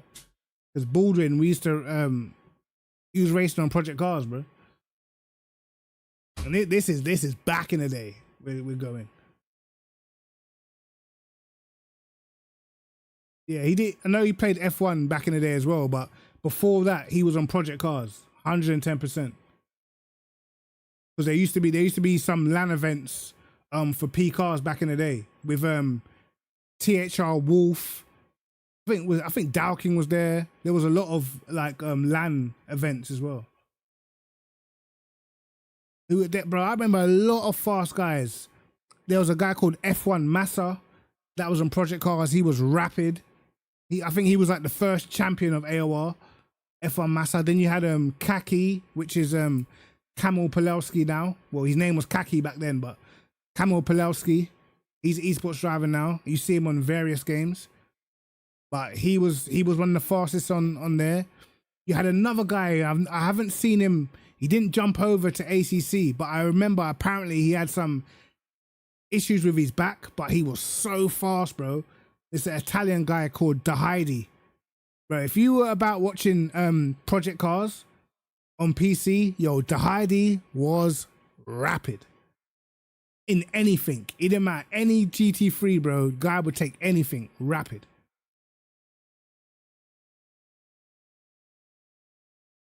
You started taking sim racing serious 15 years before P cars came out. Yeah, I mean, I wasn't serious. I would do like leagues and stuff, but P cars was when I started trying to get into like esports and stuff like that, bro. P cars 3 ruined everything. Literally binned off a whole fan base. I said Grand Prix Legend. Now I was playing. When did my obviously everyone played Gran Turismo. I feel like Gran Turismo is the birthplace, bro. Gran Turismo is like the birthplace for a lot of people. But even then, you weren't really racing. You were just driving around, buying cars and trying to pass your tests and stuff. But yeah, Gran Turismo was the birthplace for a lot. Ridge Racer, all the F1 titles back in the day, Toka Touring Car. I've had them all, bro. Because Forza was on Xbox, I was never on the Xbox side of things, bro. It was always PlayStation for me.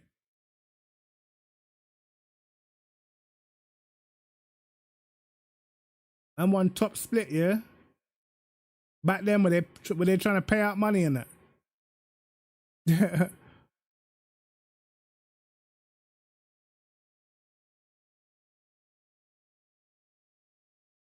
Do I have a PS5? No, I got a PS4 Pro. I'm never going back to console, bro.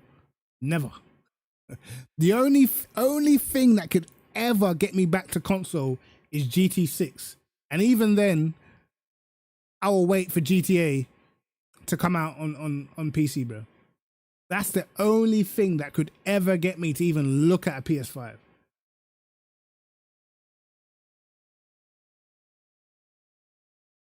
Yeah, bro, I could never. If I go back to console, it would have nothing to do with sim racing, bro. It's literally for GTA. Gregor Hutu.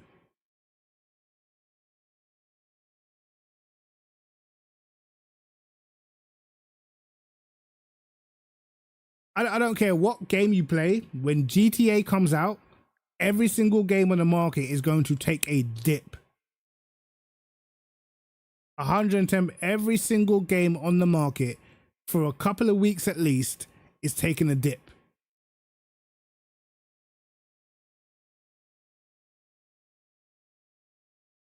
My PlayStation, all it does is charge my phone. All my PlayStation does is charge my phone, I swear. GTA is overrated. Now, Toyota, listen, you better stop that right now.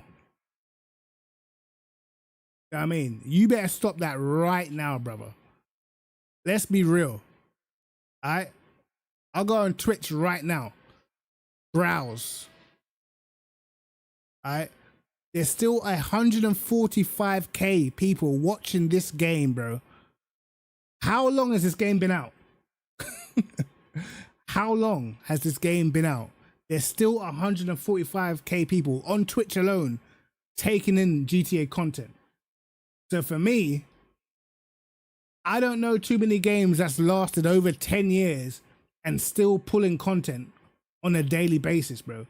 If you go on YouTube, you type in like GTA clips, it pulls mad views, bro. The game has been going for years. You know what I mean? I don't know. Show me another game that has this longevity. Just one. You know what I mean? Even GTA San Andreas probably has more views than some of the sim racing games we play, bro. Let me scroll down. Let me look. Where is San Andreas? Because people still play that. I've literally seen people still playing San Andreas. Whereas ACC got less viewers than the Mons, bro. ACC's Yeah, ACC's cooked, bro. Cooked. Fully.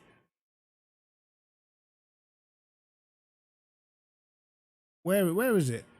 I seen some people play it the other day. It had like 900 viewers still. I'm like, San Andreas, 900 viewers is insane.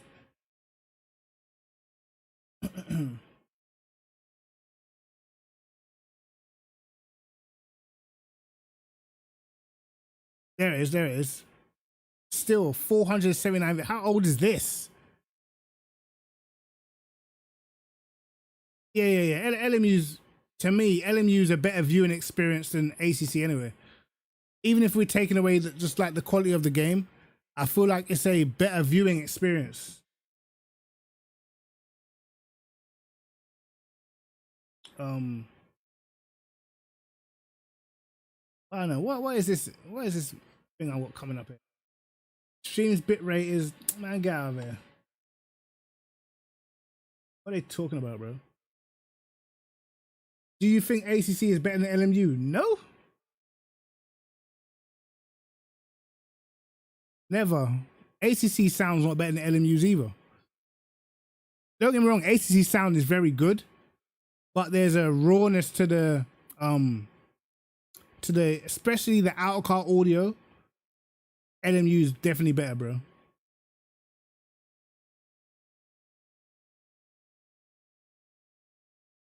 Bro, I don't even want to tell you how much hours I have. I do not want to tell you how much hours I actually have in ACC, bro. Because in the beginning, like, ACC first came out, I don't think anyone was grinding that game more than me. I swear. These lot were making comments about how long I'd been on the game on Twitter. I had surpassed everyone's hours. I was in front of everybody. I grinded that game like too much. But I just feel like, you know, the last few patches just took the game backwards, man. To be honest. Like, I was in the game. I was in the crowd, bro. I mean, I could see dust particles, bro. I was intrinsically linked to that game. You know? But yeah, it just, I don't know, man. Always felt like it never reached its full potential, man. Because apparently we were supposed to be getting Jeddah, never happened. It literally just never happened, bro. Like, why would you not keep updating the game? You know? It was at the time. Think about all the competitions you had. SRO, you had loads of big LAN events. You had the event where the real life drivers were on the game. During the COVID period, I remember Charles Leclerc was on it one time. Valentino Rossi was on it. All these races were being streamed. It was getting big. And then they just said, I'm bored now. Leave it alone. Update Spa, update Monza, update Zandvoort. You know what I mean? Just little things you could have done. Nope. Nah. Cooked. Now, look, I know all this stuff is not cheap, but they made money, bro. They made dough, so I don't know. Favorite track in LMU, Interlagos. Easy. It's my favorite track on any game. Interlagos is definitely my track, my go-to track, bro. After that, I'd probably say I've taken a shining to Qatar. Qatar is very fun. But Interlagos has got to be number one for me.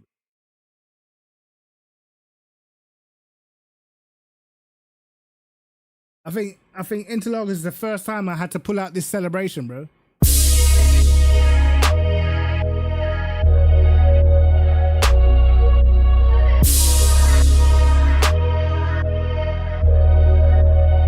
That's what Interlagos did for me, bro. It got me celebrating like that.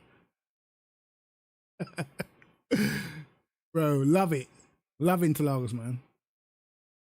Bahrain Outer Circuit or Fuji Speedway. Yeah, but I like, you know, I like the tracks, brother. You know what I mean? I said drizzle. If you could switch a track from ACC to LMU, which one would it be? For me, it would be Qatar for Bathurst. Yeah. No, I wouldn't get rid of Qatar, bro. I like Qatar. If I had one track from ACC, what track would it be, bro? Maybe. I would personally get rid of Monza and throw in a Kyalami or something. I don't like Monza, bro. I said Kota. Indy? Nah, Indy's terrible, bro.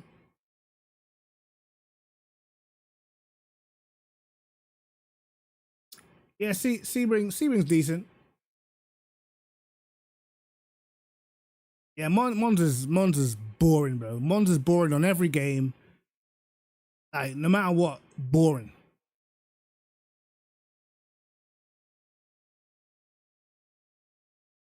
Yeah, Sebring is probably the best track because it's so bumpy, man.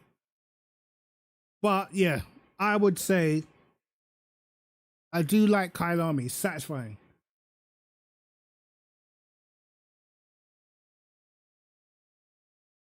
What's my favorite America? America's got some great tracks, man. I like Road Atlanta, Road America. I actually quite like Long Beach. But some of the tracks I don't know the name of them, but they got some decent tracks, bro. Nah, I'm not a fan of Watkins Glen. Not a fan of Daytona either. I think it's just too simplistic. Like, what it is I like nice corners. Those tracks don't really. I know Watkins Glen's got a couple of nice corners, but I like really nice corners, bro.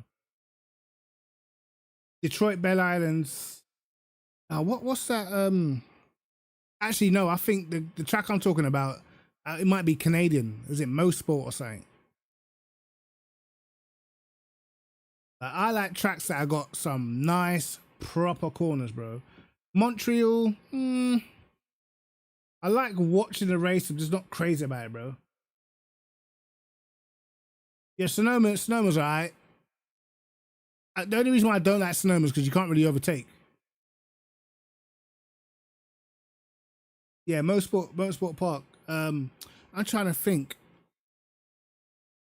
Like, for instance, like if I could choose, if you could let me pick the tracks to be in a game, bro, get me.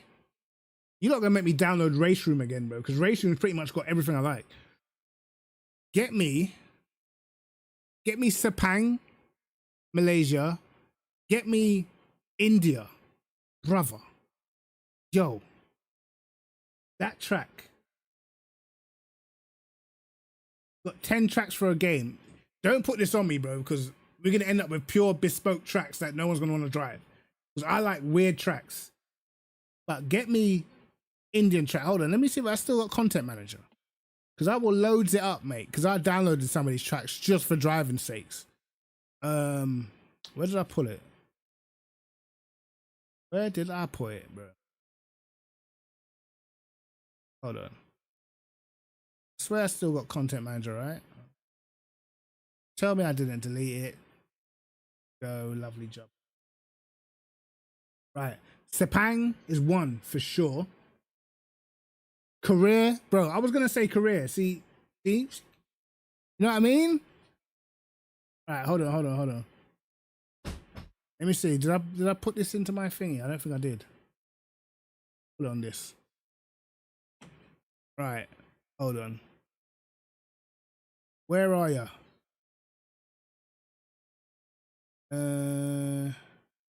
Go. Go. I'm not even set, bro. I'm not even. Would I put? If I was gonna put Hockenheim, it'd have to be the old school one. It'd have to be the old school Hockenheim, bro. My seat's nowhere near my rig right now. Oh my days. This track, bro. Damn. I'm not close enough to my pedals. I'm gonna drive like an idiot. This will have to do. Lads. I think I'm close enough to my pedals. All right. Uh-oh. My pedals ain't set up. I'm not doing this. I'm not doing that. I forgot. This is before I got my new pedals. I haven't set my pedals up, bro. Unlucky, I guess. We were about to drive around India. Hold on.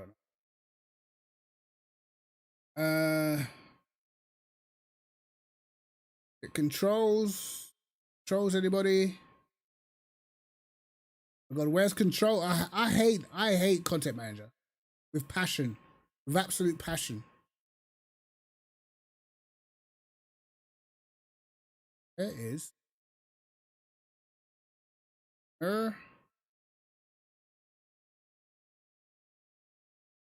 Controls, throttle. There you go. Brake. Right, done. Get us back on track. Back. Okay.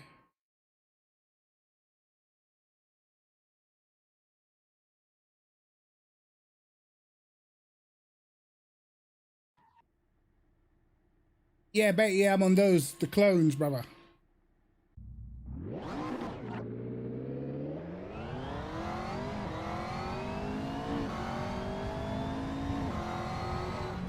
This track back on my F1 days, bro, was just loved it. Now, Bathurst is not making it on any of my lists. None. Too many painful memories, bro. Uh-oh. Why's my wheel so tight?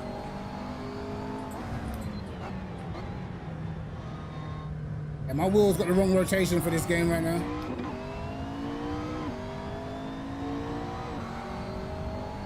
Red Bull Ring would have to make it. Red Bull Ring's a great circuit for racing. But you see, I like weird tracks. Uh-oh.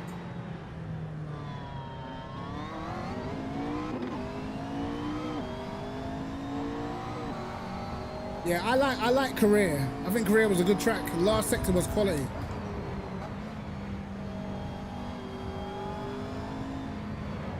Uh-oh, shit. This is easier in the F1 car.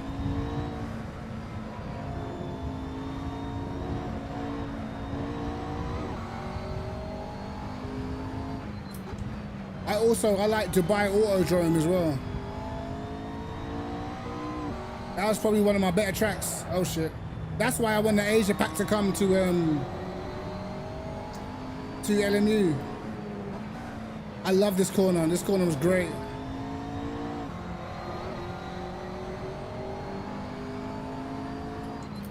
Uh-oh. See, I'm completely rusty around here, bro. Completely. No. Do you know what it is? You like simplicity, Toyota. You like easy. I like technical tracks with technical corners. You know what I mean?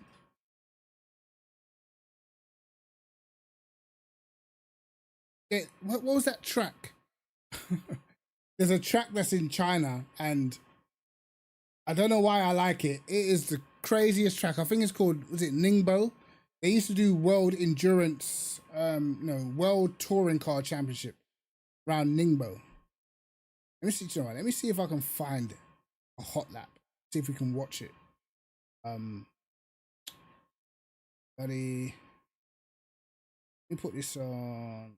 Let me have a quick look. Let's see if we can find a hot lap around Ningbo. It's such a weird circuit, bro. But I actually went onto Race Room because Race Room's got it, and I learned it, and I had fun. Let's see. Anyone's got a hot lap around this circuit. Hot lap. It's on a 42.2. I can't remember what it is. Let me turn this down. Oh, this is on race room as well, bro. GG's. Let's watch this guy's lap. I like this circuit. I don't care. Don't like it. To me, I like a good technical challenge.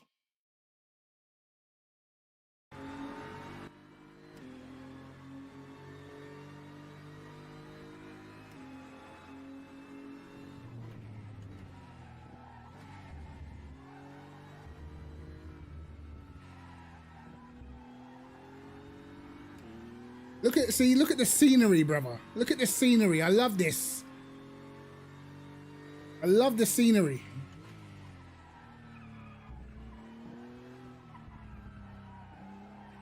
You know what I mean? Weird corners. I like it.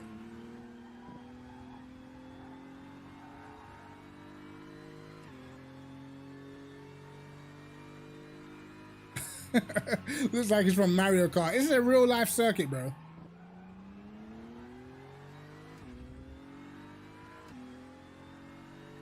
Mexico GPs, nah, terrible. This is my favorite part right here. My favorite part, this whole section. Throw it in.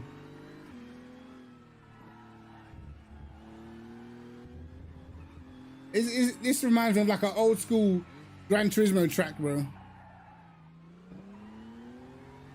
Oh, this is so satisfying, this corner. Look at it. That's just pure satisfaction right there, bro.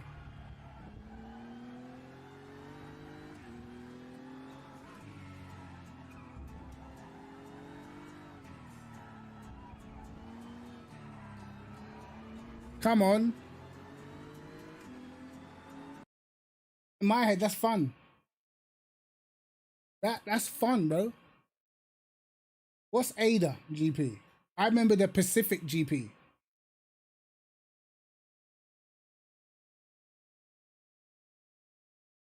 This was used in World Endurance. Oh yeah, I didn't get to say what my 10 tracks would be. Turkey, Korea, Dubai Autodrome,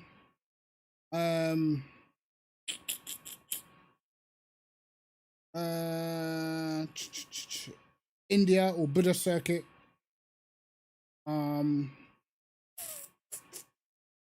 Interlagos, because it's just one of my faves. No, Monaco and Baku are both crap, to be honest.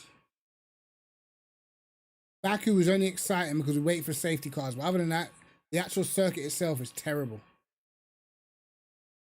90 degree left and rights. Get that out of there, bro. Terrible.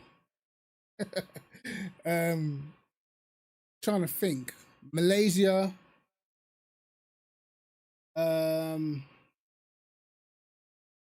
What other circuits do I love and adore? Trying to think.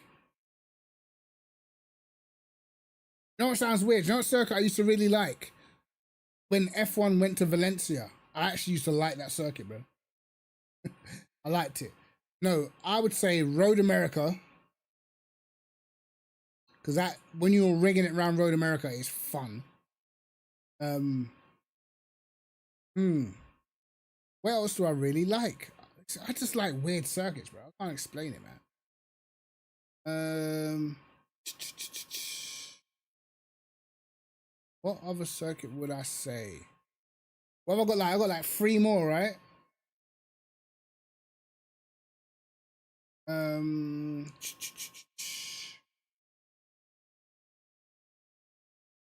I like Shang International as well. I like that circuit. I'm trying to think now, bro. Is there even 10 circuits that I really like? I think there is. I just can't remember them.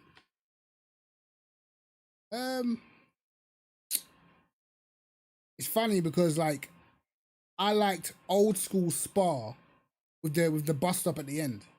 That's the Spa that I like. Obviously, I know most of the circuit's not that different. Yeah, Road Atlanta can come. Road Atlanta. I feel like I need to put a street circuit on it just to balance this out a little bit. Now, what I will say, right? I'm not gonna put Jeddah on the list because I always thought Jeddah was shite. But when you drive Jeddah, bro, it is a quality circuit. I can't even lie. You know what, shite? You're right. Old school Silverstone, bro. Old school Silverstone when you used to go under bridge. Quality. Give me that back. That was quality. I'll take old school Silverstone. You're absolutely right. One more. One more. Thinking. I'm starting to think. Do you know what? Do you know what a great circuit is? Zolder in the bin. Get that in the absolute bin. All the years of ACC pain jumping over those stupid chicanes, bro. Get Zolder. Zolder's out of here. Out of here. One of the best tracks is actually Estoril, bro. Portuguese track Estoril. That is a absolutely banging track. Estoril. Estoril should replace Catalunya. Like, just in general. I put Road Atlanta in it. I put it. No. Look. I'm sorry. I didn't mean to disrespect your home circuit, but can you at least swap that home circuit with Spa? You know what I mean? Like, let's cut it down the middle. Belgium. Zolder, Spa. It's not really that much of a competition. Let's just move Zolder to the side a little bit over here. Just scrape it over there a little bit. We'll move Spa into the middle. Do you know what I mean? Turkey, Korea, Sepang, India, Dubai Autodrome, Interlagos, Estoril, Road America, Shang International, Old School, Silverstone. Their Spa will always be cool. Even though I've started to fall out of love with it because all the F1 races have been boring. Spa. But Spa is Spa, and some of my greatest memories, bro. Watching races at Spa, so I can't complain. Mugello's another track. Mugello is a great track. Let's be honest. Mugello is a great track. I'm trying to think of other tracks, man. What other tracks is there that I really, really like? Let me see. Bro, I uninstalled Race Room, didn't I? I had every single track, and I went, Manny, no. I take it back. Something's got to go. Something has to go. Hold on. Something's got to go. Old school. Yeah, Road Atlanta, you're off. Manny Core, bro. Manny Core. Sorry, Road Atlanta. I do love ya. But Manny Core is just, goated track, bro. Manny Core is a goated track. I'm sorry. Shanghai International, it's cool. I like it. It'd be in my top 20. Shanghai would be in my top 20. I mean, Manny Core's got to be top 10, bro. That's a great track, by the way. What other tracks is there?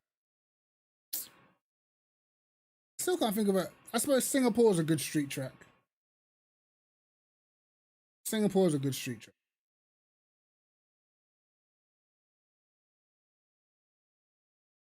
You know what? Paul Ricard is an underrated track when you actually race on it, bro. For racing, it's underrated. Can't put it in my top 10 though, but it's cool. Brands Hatch, get that out of here, bro.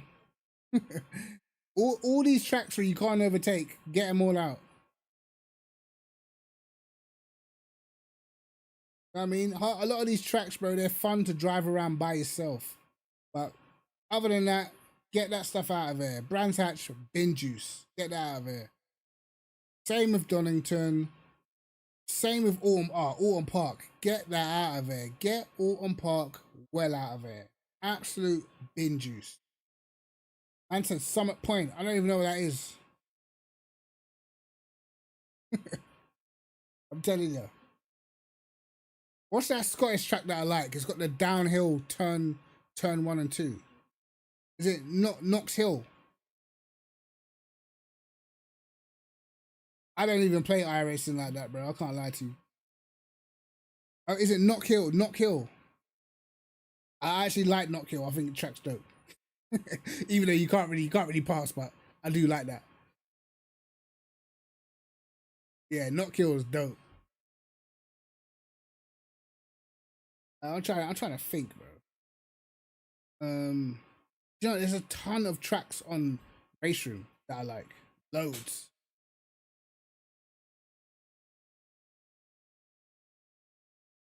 Yeah, iRacing, bro. I can't, man.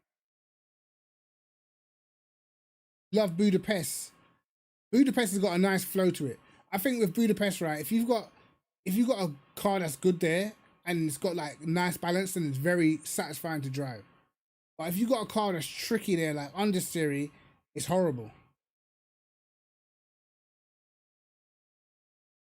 But as I said, I remember the Argentinian track back in the day that F1 used to use. I used to love that. See if you can find it. F1 Argentina lap or on board. 98, got an on board. I can't watch Olivier Panis, bro. No, this is not the real. I need the real drivers, brother. I need the real drivers if I'm gonna do this.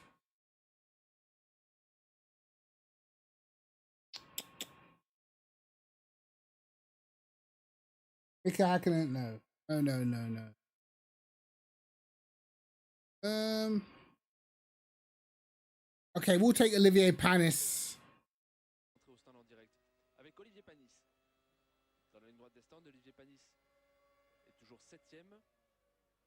This is old school, brother. This was a nice. This is one of my favorite tracks, bro. Back in the day. As I said, it's sort of like it was kind of like a Angara ring kind of.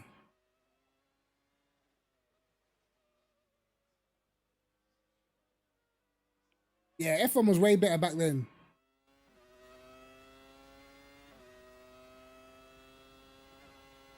Not Panis being up on Schumacher. What's going on? Yeah, this was a dope track, bro.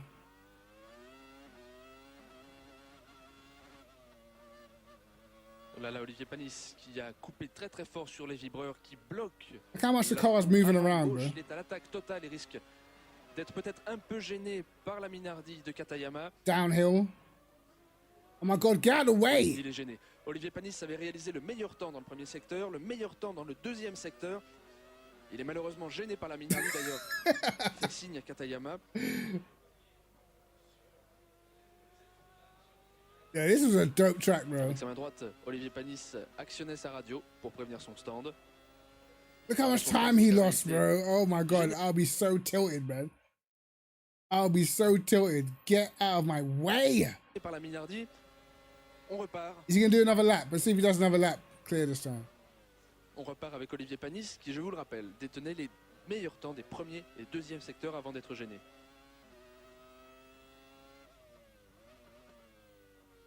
They got paddles by now, no? They got paddle shifts by now. Yeah, they got paddles by now.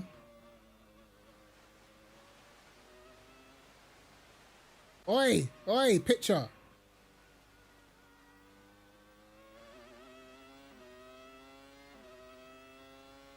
Ah, see, look.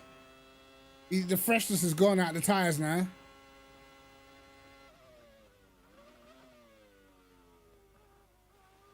Hey, Ferrari Adelaide banging circuit, by the way. Yeah, I don't like the turbos either. Let's look at Estoril. I feel like the turbo hybrid engine era was the worst thing to happen to F1, bro. F1, what year was Estoril? Estoril was 95. F1 95. Estoril on board, if we can find one.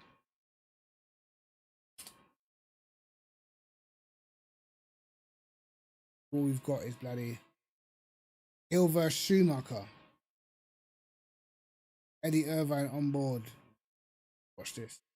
Corners. What's it look like from the driver's point of view, Jonathan? Approaching 170 miles an hour, up to 190 at the end of the main straight. Look for dirt the track. lights on the dash of that Jordan. When the green light comes on when he accelerates, that means he must change up. The first corner, 130 miles an hour. Into fifth gear, through here. Hear him feathering the throttle. That's 140 miles an hour. Right down. Yo, hold on. Let's go back, bro. Let's go back. Look how crazy F1 was back in the day, bro. Bearing in mind these cars, how fragile they were. Look at how fast the corners are and how close the walls are, bro. Just so you know how dangerous F1 was back in the day. Watch these first few corners again. 90 at the end of the main straight. Look for the lights on the dash of that. Look how close the barriers are, bro. That means he must change up. The first corner, 130 miles an hour. Into fifth gear, through here. Hear him feathering the throttle. That's 140 If you crash there, you're hour, pissed. Right down to second gear and 70. Second gear. Feeding in the power. Up the hill to 110. Down to second gear once again. This next section is just turn love. 4, 1/3 of the way around the circuit. This next corner is absolutely flat out at 160. Listen. Now listen to the down changes from 180 to third gear for turn 6. I still love this corner. So satisfying, bro. Gear change midway through that corner. Feeding in the power up to 165 miles an hour towards turn 8. Second gear. Now we're approaching the controversial, very tight section. Listen to how low the engine revs go and how long it takes him to get back on the power. Jeez. That's turn 10, out of there at 125 miles an hour into turn 12 now. One more Watch to this go. last Now corner. listen to the way that Irvine feathers the throttle at 150 miles an hour through the final turn. Now on full power. Up Jeez, bro, 150 what a miles an hour, track. Fifth gear, sixth gear, seventh gear. 1 minute, 24 seconds, a lap of the Estoril circuit. Bro, I remember. Let's go back and watch the Schumacher versus Damon Hill, because I think that's the one where Schumacher was cleaning the track on the inside so we could overtake him a few laps later. Schumacher was a G. And this is when I used to hate Schumacher. Oh エストリルサーキット Allow it, allow it, allow it. 13戦ポルトガルグランプリヒル2番グリッドポールはデビッド・クルサード Look how narrow it is, bro. Look at Schumacher's a ブレー G. キングでシューマッハがヒルをかわし2位に上がったトップのクルサードは Why is it so laggy, bro? もなく首位をキープしていく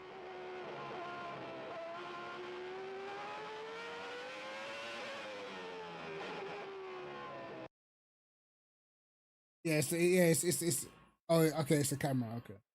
Why is lagging though? That camera's lagging. I can't. Man, bro, some of those tracks, man. Remember F1 used to do Kyle Army back in the day as well. But Kyle Army looked a little bit different. The level of grips, I think, is unsaturated. I think.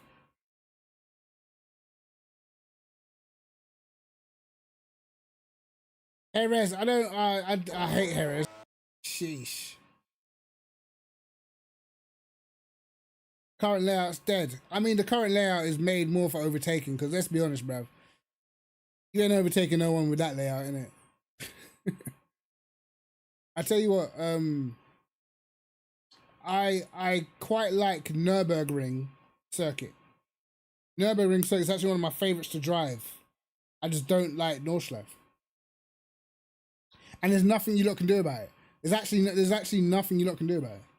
I will tell you lot straight to your face, I don't like Nordschleife. I think it's overrated. It's just long and tedious. It's overrated. It's just long. Long, narrow, and tedious, and you can't pass no one, apart from a big long straight at the end. Don't get me wrong, some absolutely amazing corners and that. But when you actually watch a race round there, it's kind of mid, because there isn't really any overtaking getting done. You know what I mean? You're literally waiting for someone to make a mistake or crash. So, I'm personally saying it's overrated. I mean, I know there's gonna be people that disagree, and to be honest, Nothing you could do about it. OG pre 2002 Nürburgring with the old turn 1. Yeah, the old turn 1 was cool. Yeah, the first few corners, that was nice still, I can't lie. A lot quicker.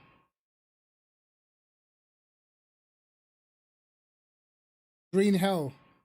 And is it really hell? Is it just a very, very long track? Because remember, back in the day, there was a lot of tracks that were just very long. Nürburgring's just the only one that survived. I swear the original Spa is well longer than it is right now. There was a few tracks that were like that. But then they just, you know what I mean?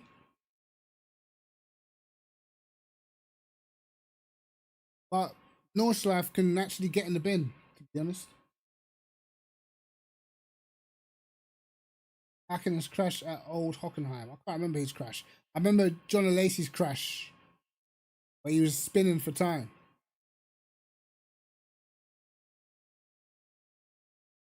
Yeah, my Monsters is bin juice, bro. It always has been. I'm sorry, bro. I don't like Monza at all.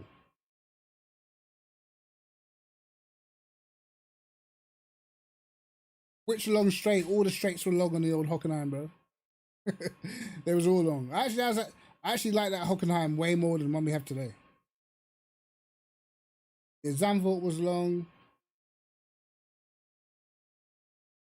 Weren't Zolder long as well? Was it Zolder?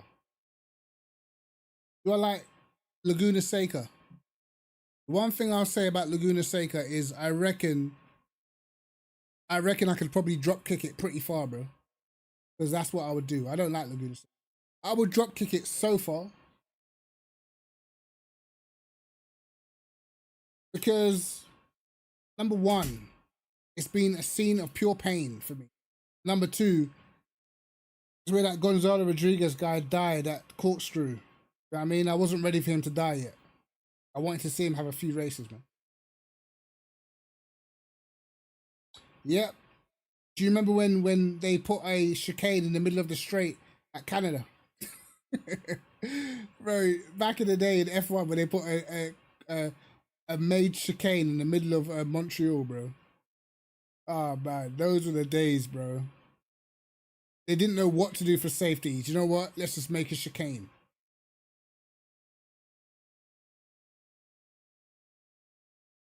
Yeah, Rouge had a chicane at the bottom. I remember that as well.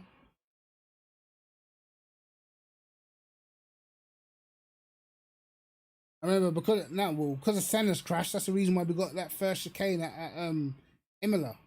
I still say that crash could have been avoided because there was a massive crash there before. Gerhard Berger crashed at the same corner where Senna died, and they should have done something about it then.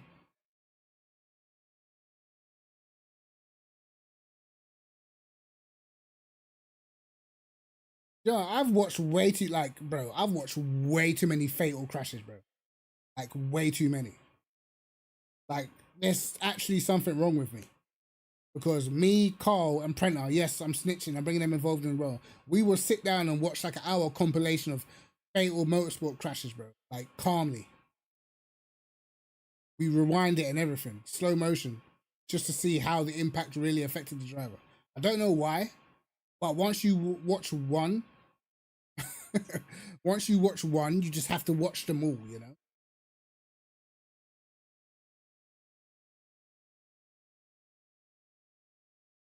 Yeah, I can't, like, obviously some of them I saw live. There's a few that I saw live, but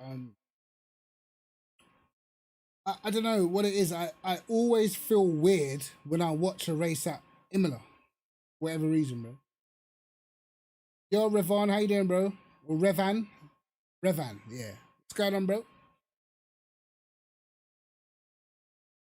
Yeah, bro. Like we were watching one with the fatal crashes, and a lot of it was like back in the day. It's like, bro, these guys were crazy, bro. They were legitly insane to be driving those cars, bro. The tier list is finished. It's done. It's been done for about an hour. You got to go right back to the. Oh, driver tier list. That's coming soon, you know. That's coming soon. That's coming soon. I spoke about it in my last stream. I said we're going to do a driver tier list soon. But I've got to get all the names down because obviously I've got a lot of the names already because some people moved over from ACC. But there's a lot more drivers on here that are unknown. I mean, I tell you, one of the guys who was an absolute monster on this game, but he's on bloody Red Sport right now, is that Kaiki Oliveira. Wow, bro. I never been given the beatdowns the way that guy gave everybody the beatdowns one time, bro. He on this game was a freak. That is one guy I'd like to see back to see how fast he is now, man, because it was crazy before. Crazy how fast he was. No one could get near that guy. But now he's on Red Sports. But McCormack was fast on this as well when McCormack jumped on. He was rapid. A lot of people, depending on like driving technique, have taken really well to LMU. Like Malinowski, you got fast on this pretty quick. Whereas other people from ACC have struggled a lot more. But I feel like it's just a lot of it's driving technique that if you come in here trying to drive exactly the same as ACC, just going to be slower.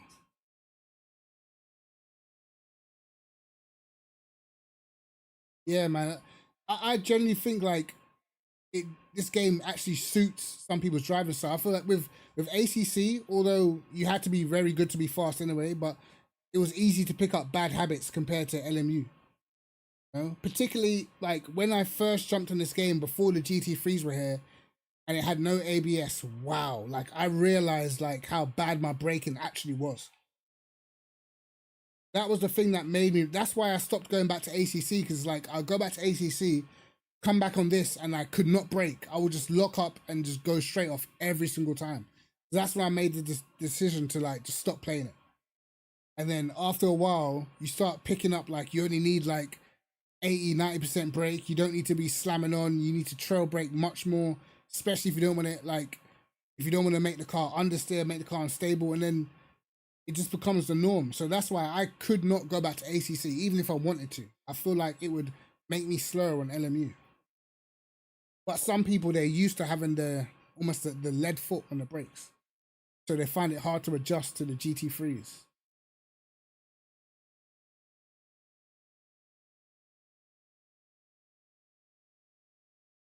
Yeah, it's like me. I got more into WEC after playing LMU for sure. But definitely, I can't wait for the esport. I hope Malinowski signs up for a lot of this esport stuff, man. I want to see like prime LMU the way how prime ACC was when you had literally all probably the top 50, 60 best drivers on ACC were always racing in the top events. That's what I want to see for LMU, bro. I don't want it to be like top heavy. No, I want to see all the best guys like on competing. And the added strategy to this to LMU, I always feel like it just takes it to another level because there's so much strategy. Like I can't remember what race it was, but I remember it was at Interlagos and Jone Simičić, he qualified like, I could probably find the race if I wanted to, but he qualified like 9th. And he was driving, what was he driving? I can't remember what car he was driving, but it was a GT3 race. He qualified 9th, never had the pace to win the race, bearing in mind. This race was it might have been 2 hours, 40 minutes, something like that. Bro, this guy saved so much fuel. He ended up doing one pit stop less and he ended up winning. And at no point in that race did you think that he would win that race, bro. At no point did he look like he had the pace. Like, he was just, like, literally just on everybody's blind side, and he ended up winning. That's something that you will never see on ACC, bro. Never.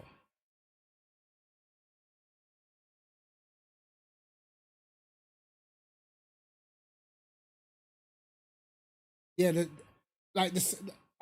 me and Prenton was talking about earlier, because Prenton was in here earlier, and it's like the setups make a big difference, especially when you're spending actual time. If you spend time to manipulate the setup properly, the amount of time that can be gained and like how settled your car can be for a whole race is completely different. Yeah, exactly. It actually makes sense when you're changing stuff. And the thing is, like, what I noticed about LMU as well is when I first started like doing setups, and when I did the I was doing the trophy races every week, and when I would just go in, make a few clicks, make the car feel nice, I could get it fast, but in the race, the car would die. That's what I noticed. I was like, yo, I need to actually start practicing properly and doing the setups accordingly, because my race pace was dropping dramatically, like literally just off the edge of a cliff. But when you start focusing on the finer details and stuff, you notice your race pace, tire wear is a lot better, everything. So I feel like the big events are gonna be quality.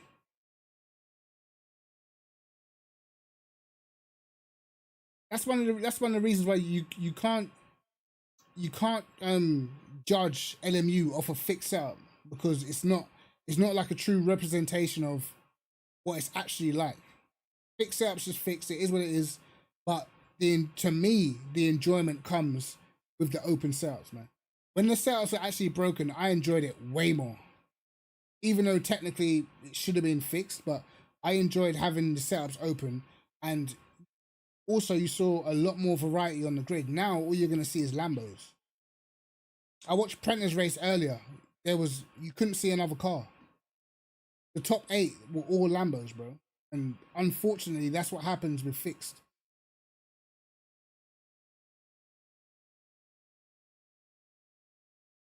Yeah, esports is going to be quality. And as well, as I said, bro, I'll go to VMS quickly. I always do this.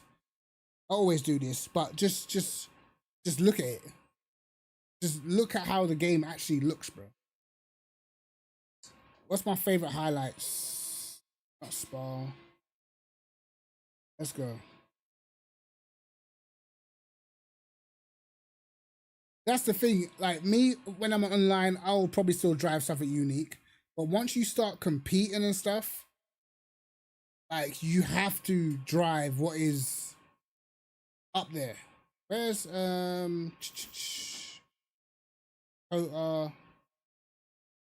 is it? Brazil was the race, bro. Honda. There were so many races that went down to the wire as well. Is it this one?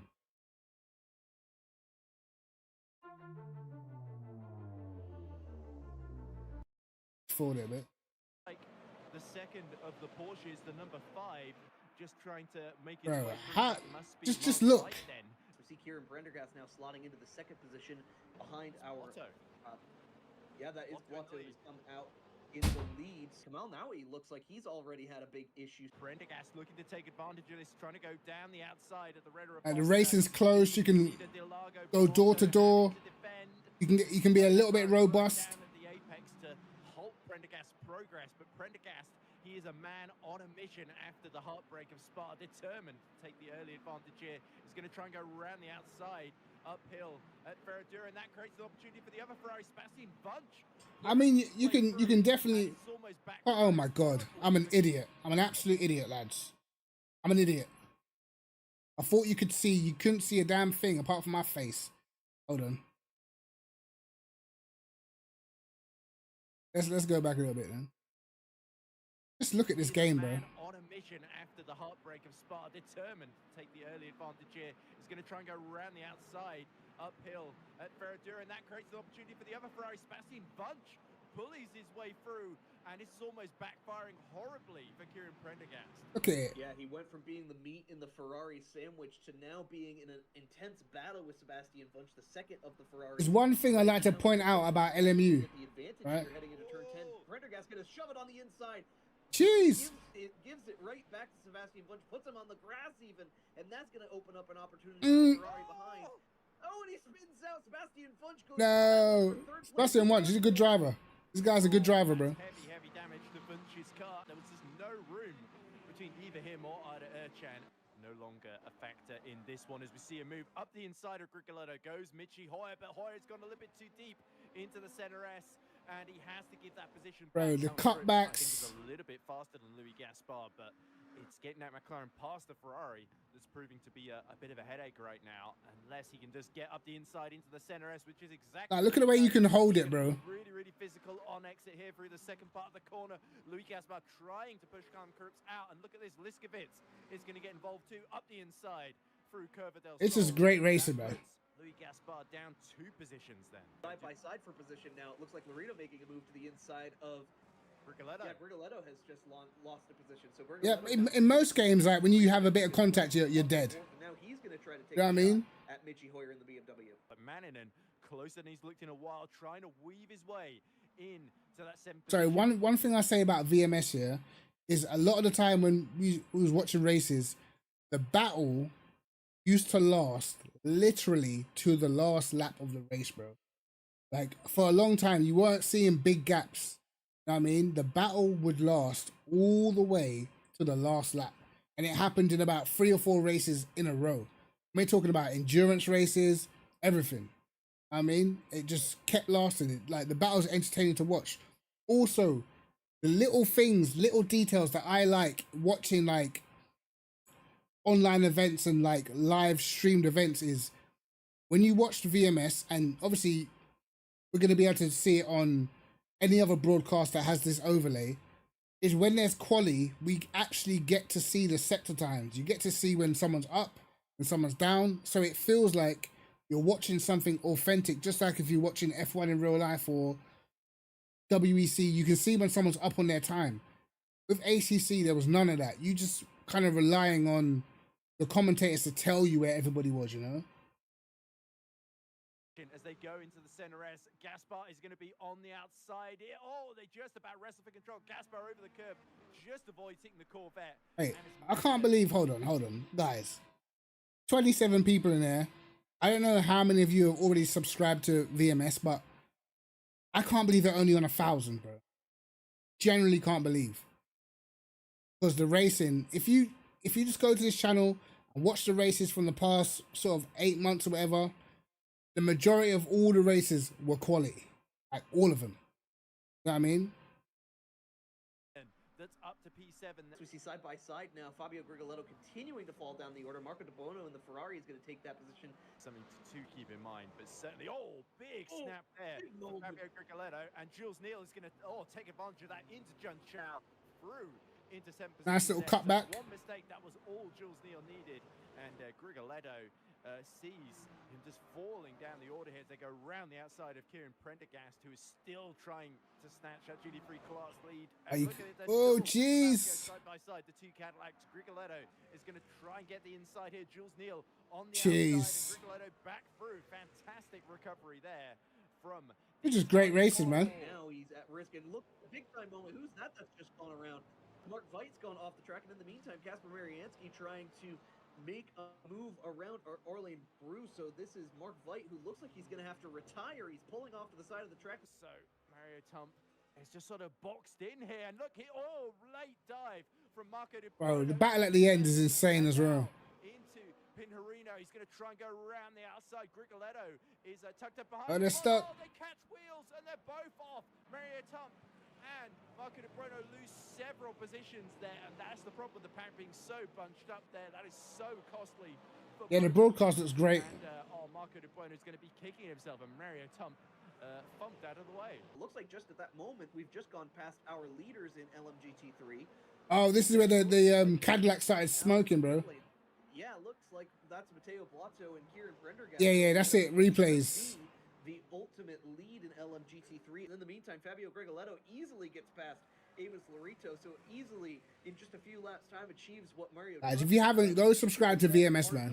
Half an hour trying to accomplish hypercar. Apparently they're midway through another season, but there's I think there's an issue with the tires why they weren't racing the weekend just gone. So hopefully that's fixed for this weekend. But that's where the fastest guys on the game. That's where they're at. They're in VMS. Looks like smoke still coming out. He's really having to slow down dramatically. I think one of them had an engine failure in this, I'm sure. Lotto gonna have to defend the inside here into turn 1. Kieran Prendergast deep and on the brakes. He's gonna have a great late apex through the S's here. The Senna. Yeah, the way you have to set people up in this game, you know. To get a run down the straight. Nice one, Mike. Definitely go and check out some of their races from few weeks and months back, man. Gonna block off that move, fakes left, goes right. Where's Blotto gone anyway? Blotto was pretty fast on this as well. LMGT3 not able to make the move here through turns 4 and 5, but now he's on the inside. That will rapidly become the outside line as they head back to the right-hand side and into a very tight. Yeah, Cadillac was fast in quali in season 1. The Ferrari wasn't that good back then. The BMW was the car. With 2.5 minutes left to go, he's had to come into the pits, and that has surely blown his chances of finishing in the top 10 here. Yeah. So our two class leaders are going to converge, and this is great. This was the last lap, you know, the last lap of the race. There we go. Look at the flashing lights on Marocchek as they go through Ferradura, almost as one. I think Prendergast is almost out of fuel. He's had to back off significantly from Blotto. Actually, no, he's pitted, so he must have fuel. He's just backed off. It looks like from the leader Matteo Blotto. And in the this is both the leaders from each class on each other on the last lap. Right now, you have any signatures to the inside. Now Marocchek for side by side. BP tuning setups. So tense for Magulio. Marocchek still got the inside almost. BPtuning.net. Swing it round the outside at the Chung Chao. No, he can't. Marocchek now on the front, and it's a drag race to the line. Can the Lamborghini hold on, or will Yerde Simic steal victory? If you want esports setups, bro. Everything at this win, but it's not enough. David Marocchek is going to win here at Interlagos in a heart and mouth finish. And bro, there was about 3 races that ended just like this, bro. Literally nose to tail.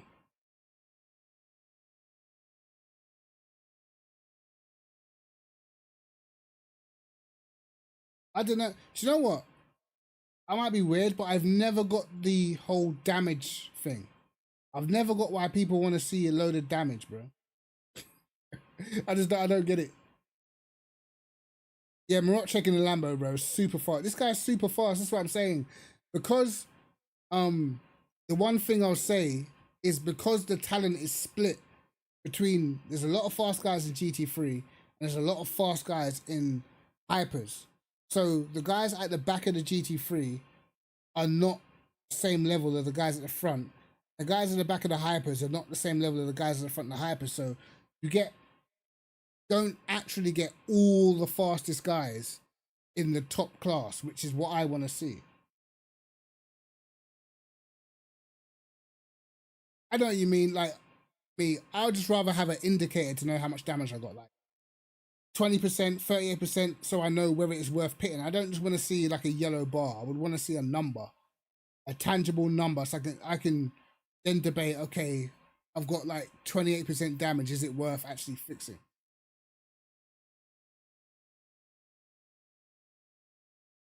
But yeah, guys, if you haven't already, man. Generally can't believe that these guys that have more subscribers, man. What was the last round I did a month ago? This is the Contender Series, the Pro Series.